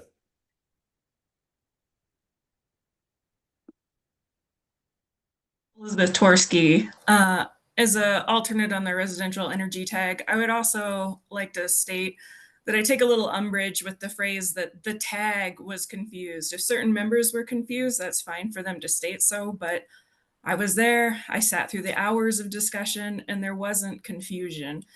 I also feel like this process has been a little disheartening that a tag can vote 8-4, and then granted, the chair has prerogative to make some decisions, but to take a 8-4 vote and present to the council, the MVP council, that, oh, we just need to ignore what they said. We need to change everything and only include certain tag members that were in the minority vote. I think that was a really inappropriate way to change what was decided at the tag.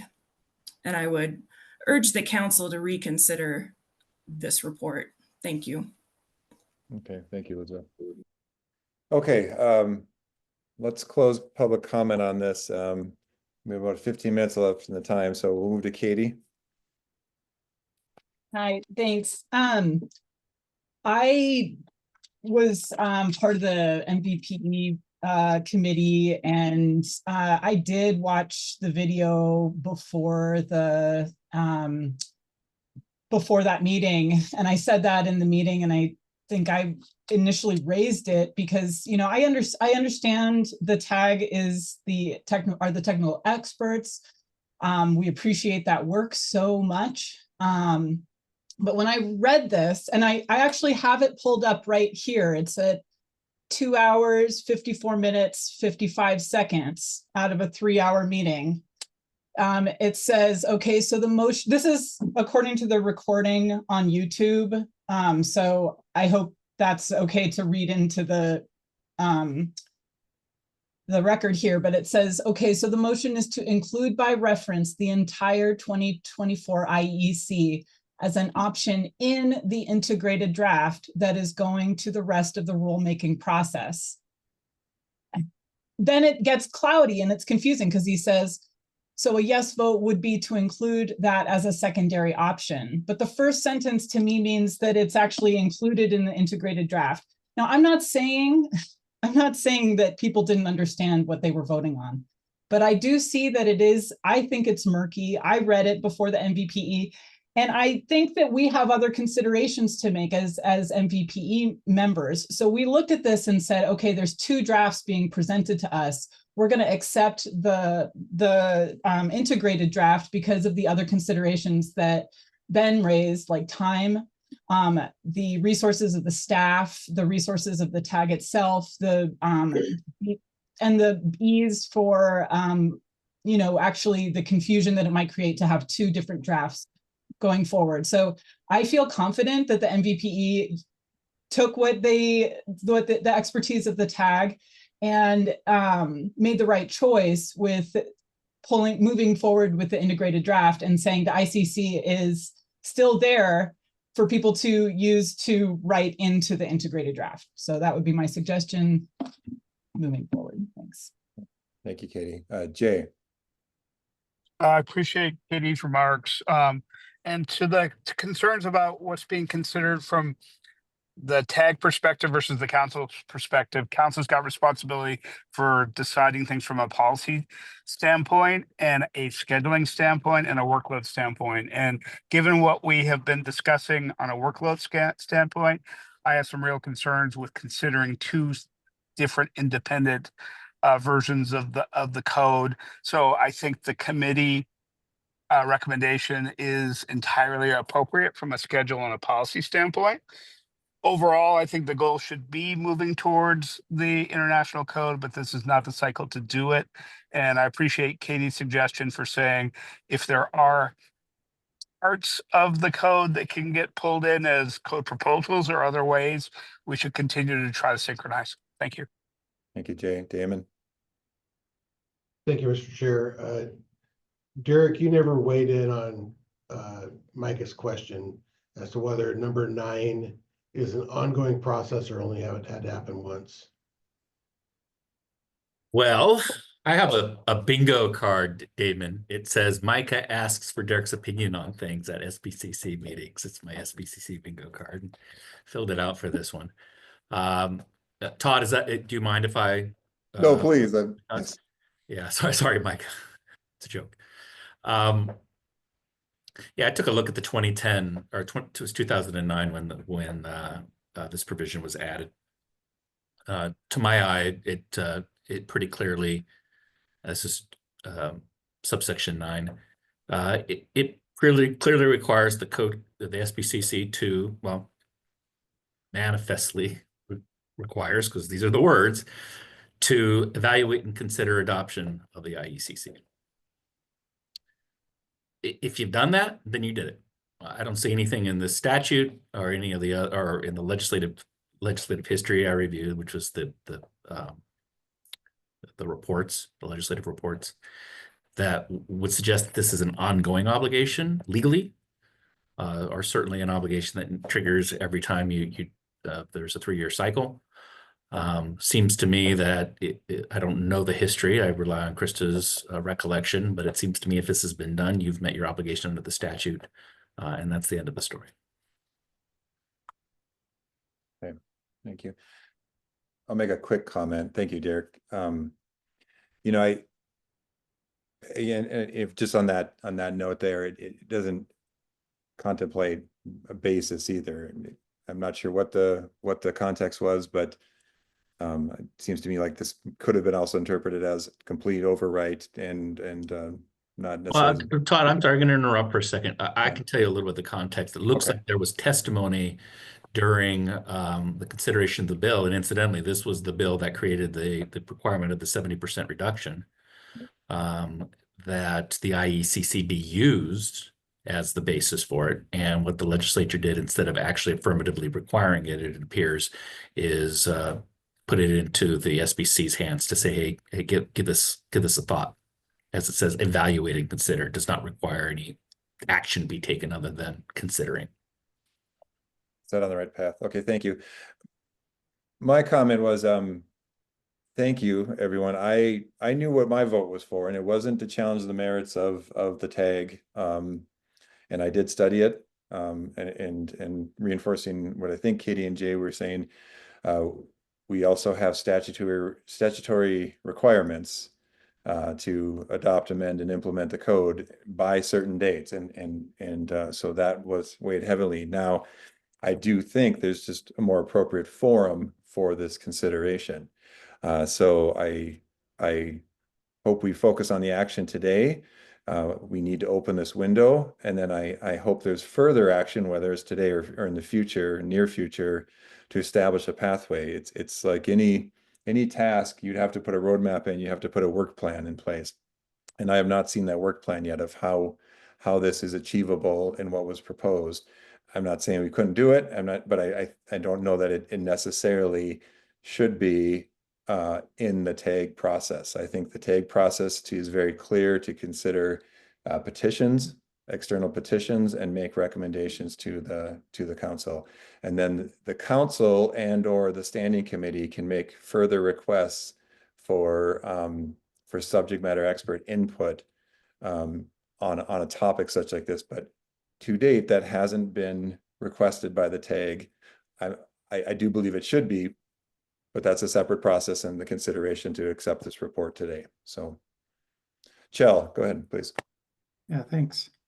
The reason why we have 3 layers of decision makers, the tag, the committees, and the council, so that they can actually make decisions, and that sometimes involves modifying what was given onto them. So regardless of whether tag members are confused or not, we have choices to make today. So I'm going to make a motion to, well, I guess I saw Larry's hand up, and it's been up for a while. And I don't know if that's Larry, hand or not. I did see your hand. Yeah, if I did not give you a chance to speak, if you do have a follow-up, please make it very quick. I want to keep this moving. Okay, I do have a follow-up, Todd. And Chris is right. We made that move towards the ICC code back then. And then we took a 180-degree turn and went the other way. And here's the problem. The problem is it's like the IATMO code. We have our Washington State amendments that we insert into the plumbing code. And that's what should have been done. We should have took the ICC code, had it laid out the way it is, and then put our inserts in. So we can keep adapting, but we have the basic layout. And then that way the ICC can publish an ICC Washington State code, just like we do on every one of our codes. And that's my biggest gripe is because when we work from state to state, it's a hash. It's all wrong. And originally the idea was to get this thing in uniform. And then when we do make these great changes, we put insert sheets in there to what we have. And then we do have a better code, but at least it's in the format of the ICC. Thank you. Okay, thank you, Larry. Okay. Okay. Shell, you're going to propose a motion, please. Yep, I was. I don't believe this is the time to switch. I think the Code Council has 2 years of writing codes and 1 year we're not necessarily writing codes. I think that's the time to look at big picture strategy and planning for the next 2 code cycles, because that could take a lot of time. So next year, 2026 is probably a good year to reevaluate IEC or IECC or other things about how we adopt codes. Right now we're in the middle of the process, and I don't think it's the right time to do that. I'm going to make a motion that we put this out for the code proposals using what was forwarded to us by the MVPE committee. And staff, correct me if I need to add any words to that.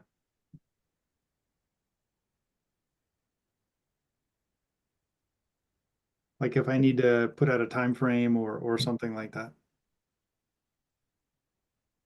So is your motion to both accept the report as recommended by the MVPE and also to open the window, or we're trying to? I think that's the next action item. I think we're trying to get through our accept the report, and then we got to go to the next agenda item to open the Right. So I don't think a time frame is needed if okay. we're not doing the window right now as part of this motion. Okay, accepting the report and the code from the MVP committee and waiting for the next agenda item, I guess.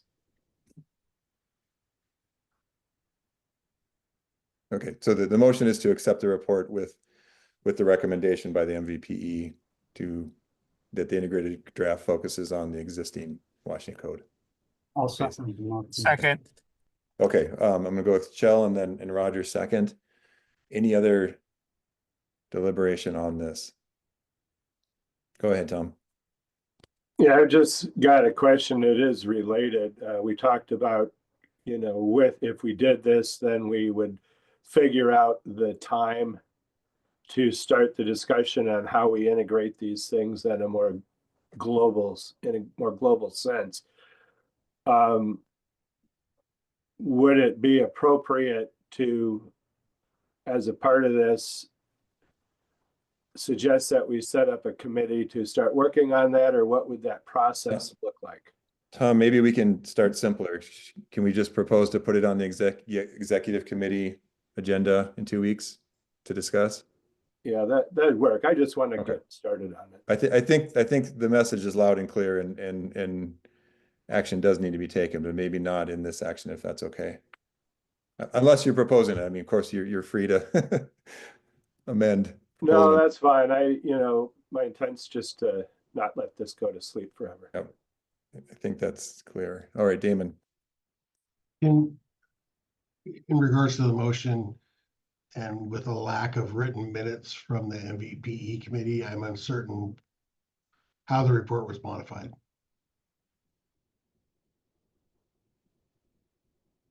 Fair.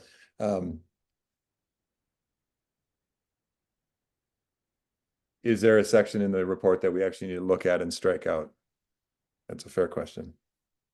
Or is it understood? Todd, we have 2 minutes. Can I make a proposal that we go till 3 o'clock? Yes, please. I'll second that motion. And then second by Shell. All those in favor signify by saying aye. Aye. Aye. Any opposed? Okay, thank I you. will say I have a hard stop at 3 o'clock, so. Yep, I think it's a good goal. Thank you.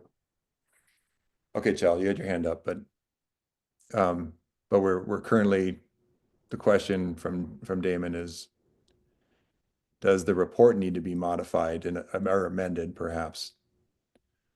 Or Is there an MVP report? Because the report's from the tag.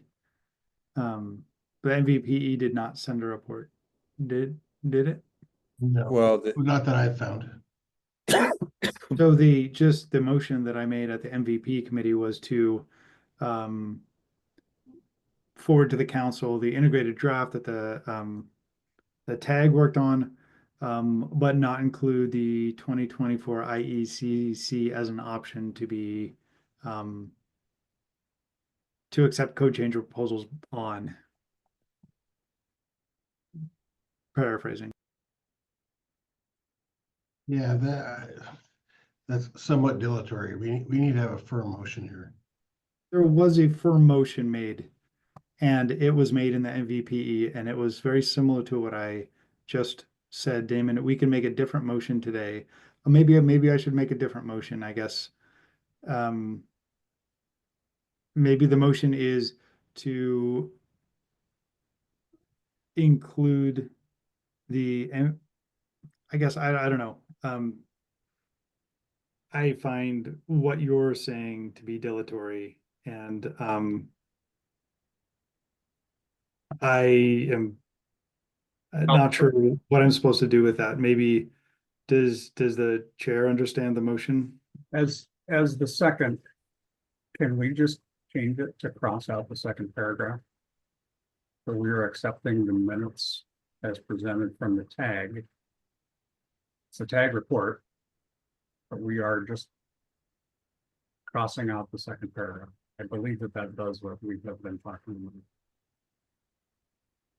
I believe that's a good first step, if not a.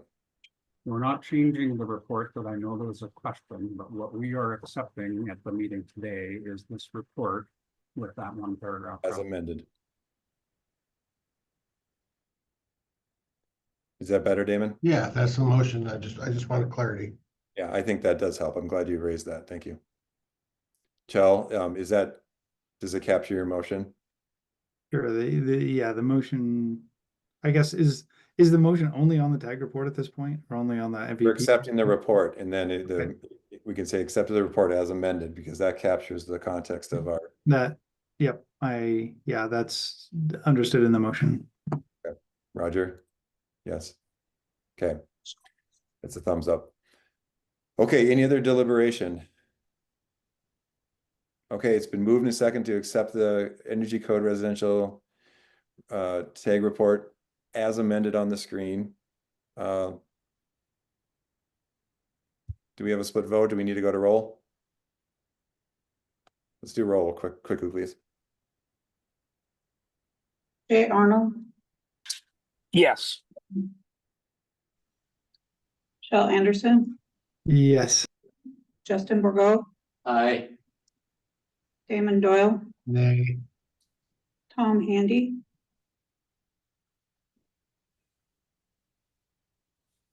No. Angela Hawk,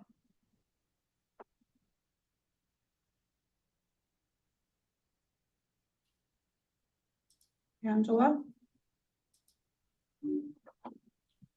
Roger Haringa, Yes. Ty Menser, Yes. Ben O'Mara, Yes. Pete Reekey, Aye. Katie Sheehan, Aye. Dan Young, Aye. passes 9-2. Thank you. With that action, then the 2024 Washington State Energy Code Residential Integrated Draft is accepted by the council. Anything else in this agenda item for committee reports? Okay, thank you, everyone. Now we go to the next item, which is opening the petition windows for the residential energy code and the single exit multiplex. Is there anything, Dustin, you need to prep us on here? Give me 1 second, let me make sure I have this saved as a new document here, give me 2 seconds. And- Okay, so, we touched it earlier and, I have some, excerpts from our schedule to put up on the screen, so the goal here for, the energy code is to open up the proposal window. Let me get that open. From, I don't know what that is. Let's see, from today till May 19th at 5 p.m.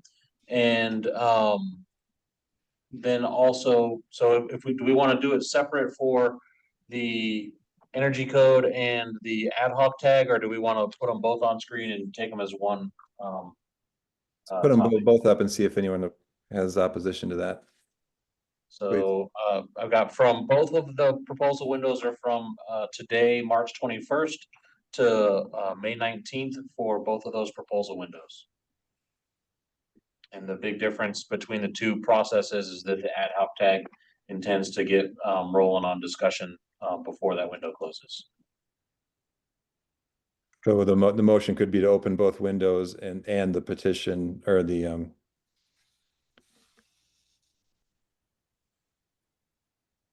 The group 2 amendment petition period is just happens to be on the same spot, just it's not part of this consideration today. Gotcha. Okay. Go ahead, Chell. I'll make a motion to open both the windows for the Washington State Energy Code residential and the single exit multiplex housing as shown on the screen. Okay. Second. Okay. Moved by Chell, second by Roger. Go ahead, Roger. Yeah, I would just like to speak to particularly the single exit multiplex, which I am the chair of. I have talked with Dustin, because we are directed by the legislature to do this work. There was conversations about limiting the length of the opening, but we felt like it was important to leave it open to allow people to form petitions. But we also know that we need to get started with the work. There are some petitions that have come through. I know one large one from the IBC that we can start working on. There's also just a lot of definition around trying to understand what we're tasked to do from the legislature. So we are leaving the motion is to leave the petition open for the full 60 days, but we will be starting work. I don't know what the schedule is in the next couple of weeks. I think Dustin, something like that. So I'm targeting Monday, April 7th as the target date, but that is also can be fluid. Yep, thank you. I think the clarity that's needed there is that as petitions come in, if I'm correct, technically the council or the standing committee needs to refer them to the tag. We just need to clarify on this one how that works. I think, or not. I think that, Todd, the answer is yes. We could not take any action on any petitions prior to getting direction from the council. My intent, unless people have a heartache about it, is if there's a petition that comes in, we're going to start talking about it. But no action would be taken until in fact, I don't believe any action will be taken on anything officially until after May 19th. Okay, and just to remind everyone, one has been referred already from the IBC tag. Yeah. That's sitting and waiting. Okay. Okay, any other deliberation? We will take public comment here. I see Patrick's hand and then Micah.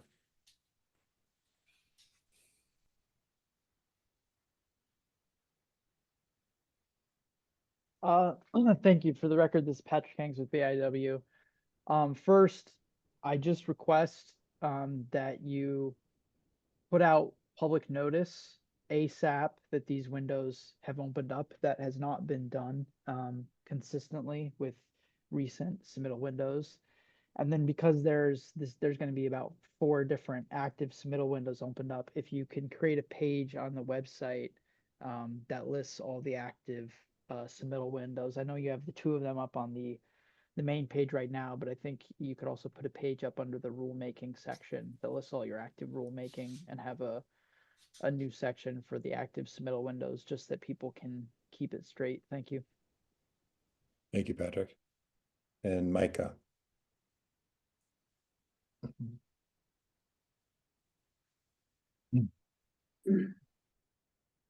Micah, you there?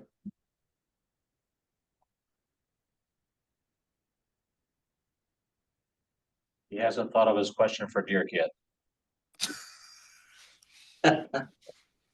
Okay, maybe he stepped away. Sounds like we're picking on Micah. We are not picking on Micah. Okay, well, Micah, if you pick up here, there you go. Oh, he put his hand down. Okay, any other deliberation by the council? Take a voice vote. All those in favor signify by saying aye. Aye. Aye. Any opposed? Okay, with that vote, the petition windows for the Energy Code residential and single stair multiplex is open. Okay. Next item is our tag appointments. Again, we took some 2 weeks ago at the executive committee, and we have, I guess we'll review now to see if we have more applications that we want to take action on today. And the action would be to approve. Yeah, I apologize for not making it to the executive committee. I will do better at that. I had a couple of personal things come up in the last few weeks. But I looked over the WUI applications, and I think that the applications that we got were great. The Dave Colcott's suggestion to move Jonathan into the emergency management as the primary looks good to me as well. And these other suggestions, Eli and Seth Henderson, excuse me, as the alternate also looks good. So I would make a motion to, if we need to do a motion, I would make a motion to accept the staff recommendations that are on this chart. Okay. It is a motion, and we'll take them one at a time here. Is there a second to Katie's motion? I'll second that. Okay, it's been moved and seconded. That any discussion on this? Any public comment on any of these applicants? Okay, it's been moved and seconded to approve these applicants to the WUI tag as shown on the screen. All those in favor signify by saying aye. Aye. Aye. Aye. Any opposed? Okay, so approved. Thank you, Katie. And if I'm going too fast, slow me down. I'm not trying to speed through it. Just thank you for doing the background work on that. And We can go up to the single exit. Are you going to start up at the energy code? let's go to single exit. So there were, Dustin, so which are the new ones? I thought that Sherry was the only new one. Well, we had some, Okay. we had Mike Messer in here and Joe Mayo, Yeah. with some proposed movement around. Okay, so yeah, I remember now. My recommendation, Mike Messer, as a fire official counties to approve that. We have the 2 architect positions filled, and we got a proposal or a application from Sherry Newbold. I would love to have as much architectural input as possible. So my suggestion was to talk to either Joe or Sherry and plug one of them into another accessibility expert. You know, as an architect, they probably are very involved in that. I'm 95% sure Joe would fit into that position. So I would make a motion that we approve Mike Messer for the fire official counties, and then I will do some conversations with Joe and Sherry and make a recommendation at the next meeting as to who would be on the architect side and who would maybe fit into the accessibility expert. Yeah. If I may ask here, Dustin, I had expected, I was told that a structural engineer applied named Michael Wright. I don't see his name on there. Maybe, did you apply to a different tag accidentally? I don't believe that name got dropped anywhere else in here. I'll follow up with him on, It's right 'cause I think there. that was a couple weeks ago, and then I do, oh, there it is, right there. Oh.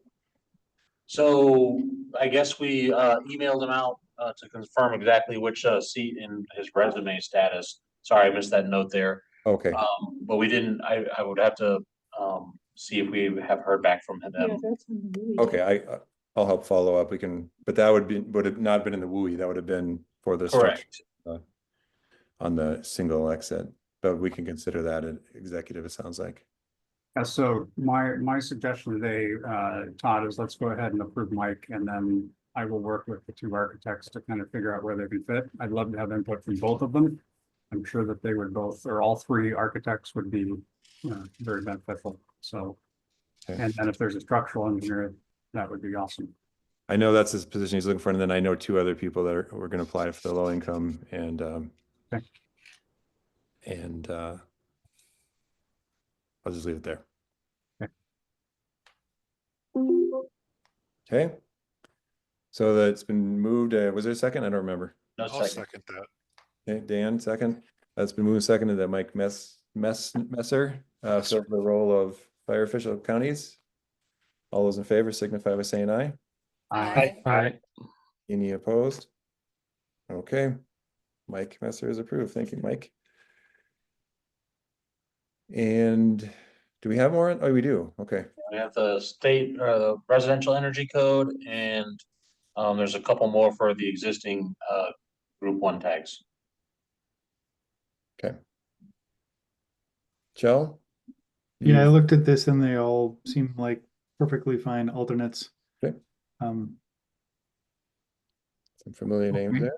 I'll make a motion to accept the 4 additions to the alternate seat as shown on the screen. Okay. Second by Roger. This is moved and seconded to approve the names as shown. All those in favor signify by saying aye. Aye. Any opposed? Okay. Those are approved to the residential energy code. Then I have for the IFC tag, Greg Rogers as an alternate for the fire official fire marshal. And I'd then like for to the commercial make a energy code, I have Brian Russo for an alternate in the electrical utilities seat. So I'd like to make a motion to accept Greg Rogers as an alternative on the IFC tag. Okay. Second. Roger. It's been moved and seconded to approve Greg Rogers to IFC tag. All those in favor signify by saying aye. Aye. Aye. Any opposed? Okay, so approved. And I'll move to approve Brian Russo as an alternate for the electrical utilities seat on the commercial energy code tag. Second. Second by Roger. Okay, it's moved to second for Brian Russo on the energy code commercial. All those in favor signify by saying aye. Aye. Aye. Any opposed? Okay, so approved. Okay, thank you for that process. We'll keep filling those spots. And thank you everyone for volunteering for those positions. Okay, with that, we can close that agenda item.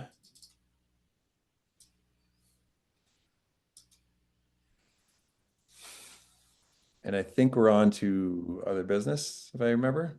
We have the international fuel gas Oh, we code do. proposals to move towards the CR 102 process. These were presented on screen at the meeting where we moved the remainder of the group 1 proposals, but because the text and identifying what code was being reviewed did not include the IFGC, it was move to bring these back to another meeting. And I have been having a heck of a time with this PDF. So let me pull up the actual spreadsheet. Oh, there it is. Now that I've told it I'm not going to use it. There we go. Okay.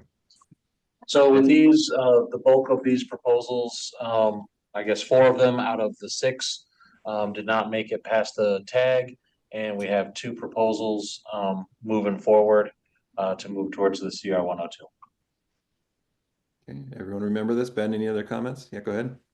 Nope. Thanks, Todd, and thanks, Dustin, for going through it. Yeah, as you're seeing on the screen, there's a group of proposals regarding earthquake valves that the tag decided to not recommend for inclusion into the integrated draft, and the opinion was to leave those up to municipalities if rules were to be put in place for those, and then the other 2 were either following discussion from the IFC for I guess that's 074, and then a kind of more editorial item for 095. So fairly minor for the other 2, and then the group of 4 that was not approved. So recommend getting this moving into CR 102 so we can start reviewing and allow staff to start work on it. Thank you. Okay, thank you, Ben. So that's a motion, correct? Is there a second? I'll second. Second by Roger. Any other discussion? Okay, it's been moved and second to move these petitions forward. All those in favor signify by saying aye. Aye. Aye. Aye. Aye. Any opposed? Okay, those are moved towards CR 102. Okay, now other business. Start with what we discussed earlier. Do we need to take action today on filing?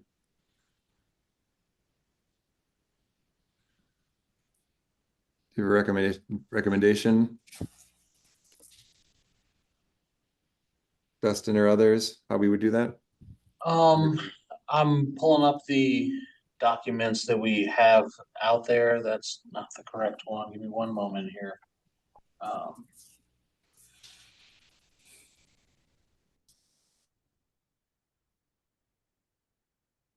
And I know this is putting you on the spot.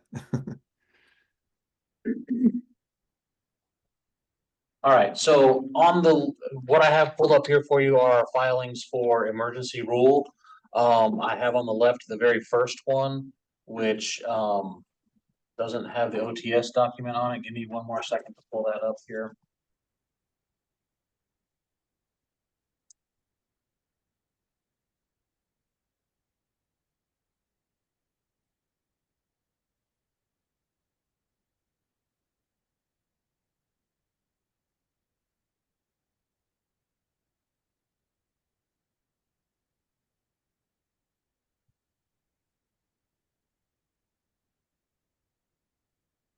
Okay. This is our OTS document on this one. So the proposal currently right now, without any of this rulemaking going on, we have 2 sections, 904.1.1.2, all the pre-engineered kitchen fire extinguishing systems in the fire code were duplicated because we had one section that says what it says here, and then coming down the line, we had effective July 1 originally, then effective January 1 on the second one. The issue, if we refile this language as is, we have these dates that are in here that are in the past, and we have our normal rulemaking where we are looking to get a CR 102 in place on this one to make the permanent effect on here. And if we move this right now, without taking council action, I would be beholden to refile the same language and still get the CR 102 on track, which I'm trying to pop open a example of the permanent rule here that we have moving forward.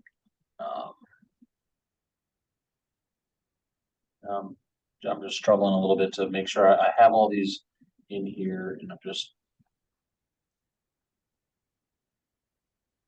not quite there yet. Here is what is proposed for the permanent rulemaking to go into the CR 102. It removes the effective date of January 1 and brings in a new exception to the certification requirements. I believe that the permanent language will address the issue where we have existing licensed providers out there who will then have to get the NICET certification, and it's a problem for them to get that in a timely manner. And so my main thing is to get an emergency rule in place with an effective date that is going to align with the completion of an expedited rulemaking is the problem identified with moving without council action. So if we get this on file come Monday, let me access my calendar I have to look at here. I believe Krista, is it 45 days? I'm remembering on the fly what the expedited rulemaking is that has to sit.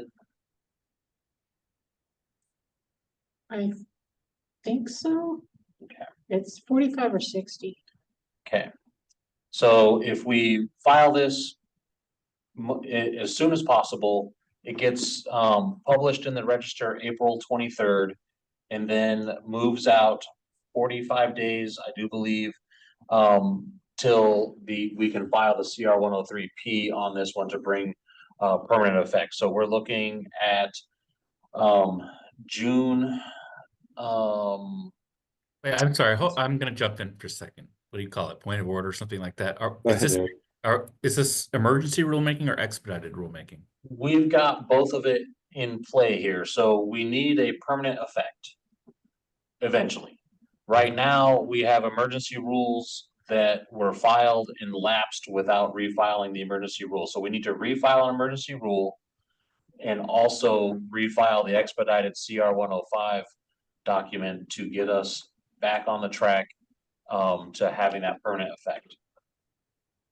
Okay. Well, I just want to be clear about expedited rulemaking. You were talking about 45 days. Expedited rulemaking, if you go that route, the 45-day period is just an opportunity for somebody to object, to say this shouldn't have been done through expedited rulemaking. It should have been through notice and comment rulemaking, but it's a permanent rule when you file the CR 105. I think we still have to file CR 103P at the end of that 45 days.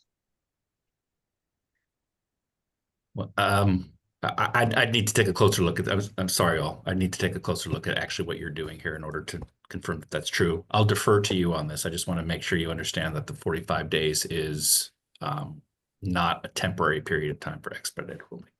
Right. So if we did get comments saying we shouldn't do it, that would kind of act as transforming our CR 105 into a CR 101/CR 102. Bingo. And then we would have the we would enter normal rulemaking process on this. That's correct. Okay. Sorry, everyone. Oh, good comment.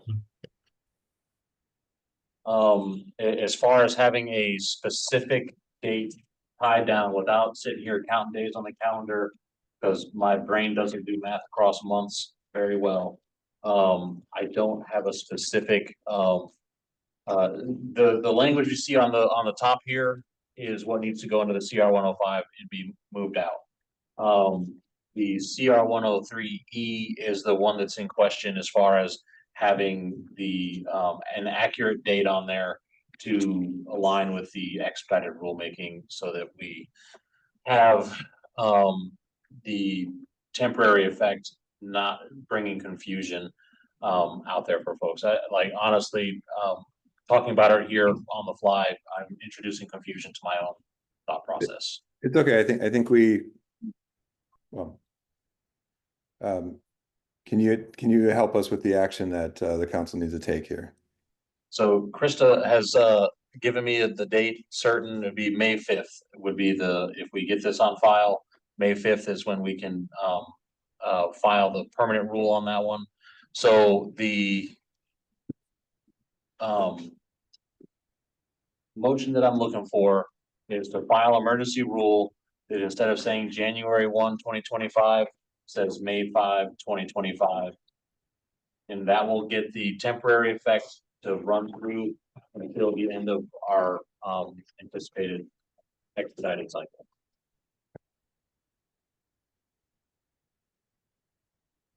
So can we hear a motion, if I understood correctly, for section 904.1.1.2 to change the date from January 1st, 2025 to May 5th, 2025? So moved. Second. Okay, moved by Shell, seconded by Tom, I believe. Is that the correct motion, just to clarify? It's understood? And can I just add on to also file the expedited CR 105 as part of that? Just this is a whole package. Yep. That's okay. Agreed. One second. Okay. Everyone understand the motion as amended? Okay. All those in favor signify by saying aye. Aye. Aye. Aye. Any opposed? Okay. That is a okay.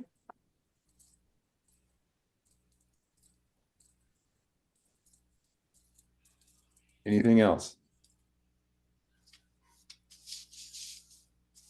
There was an issue brought up during the public comment on items not on the agenda today. And we're that was what we just talked about, right? Yes. Correct. Yeah. Okay. So we've closed that out. Okay. Cool. We promised to bring that back. Okay. Any other business? We're 1 minute over. I will say thank you everyone today. We've moved 2 or 3 things that we will get to the executive committee on April 4th, Friday. We'll try to get that published early so that people can review it and remind us if we missed anything, but we'll add it to that if needed. So those are important issues that we want to raise in that forum. If the governor takes no action, then I will chair that meeting and we will have a committee meeting 1 day later. Those seats will go vacant and we'll have a different thing to talk about, and Jay will have a different problem to deal with. So with that, if there's nothing else, I believe we are adjourned. Thank you, everyone. Go Zags, everybody. Thank you.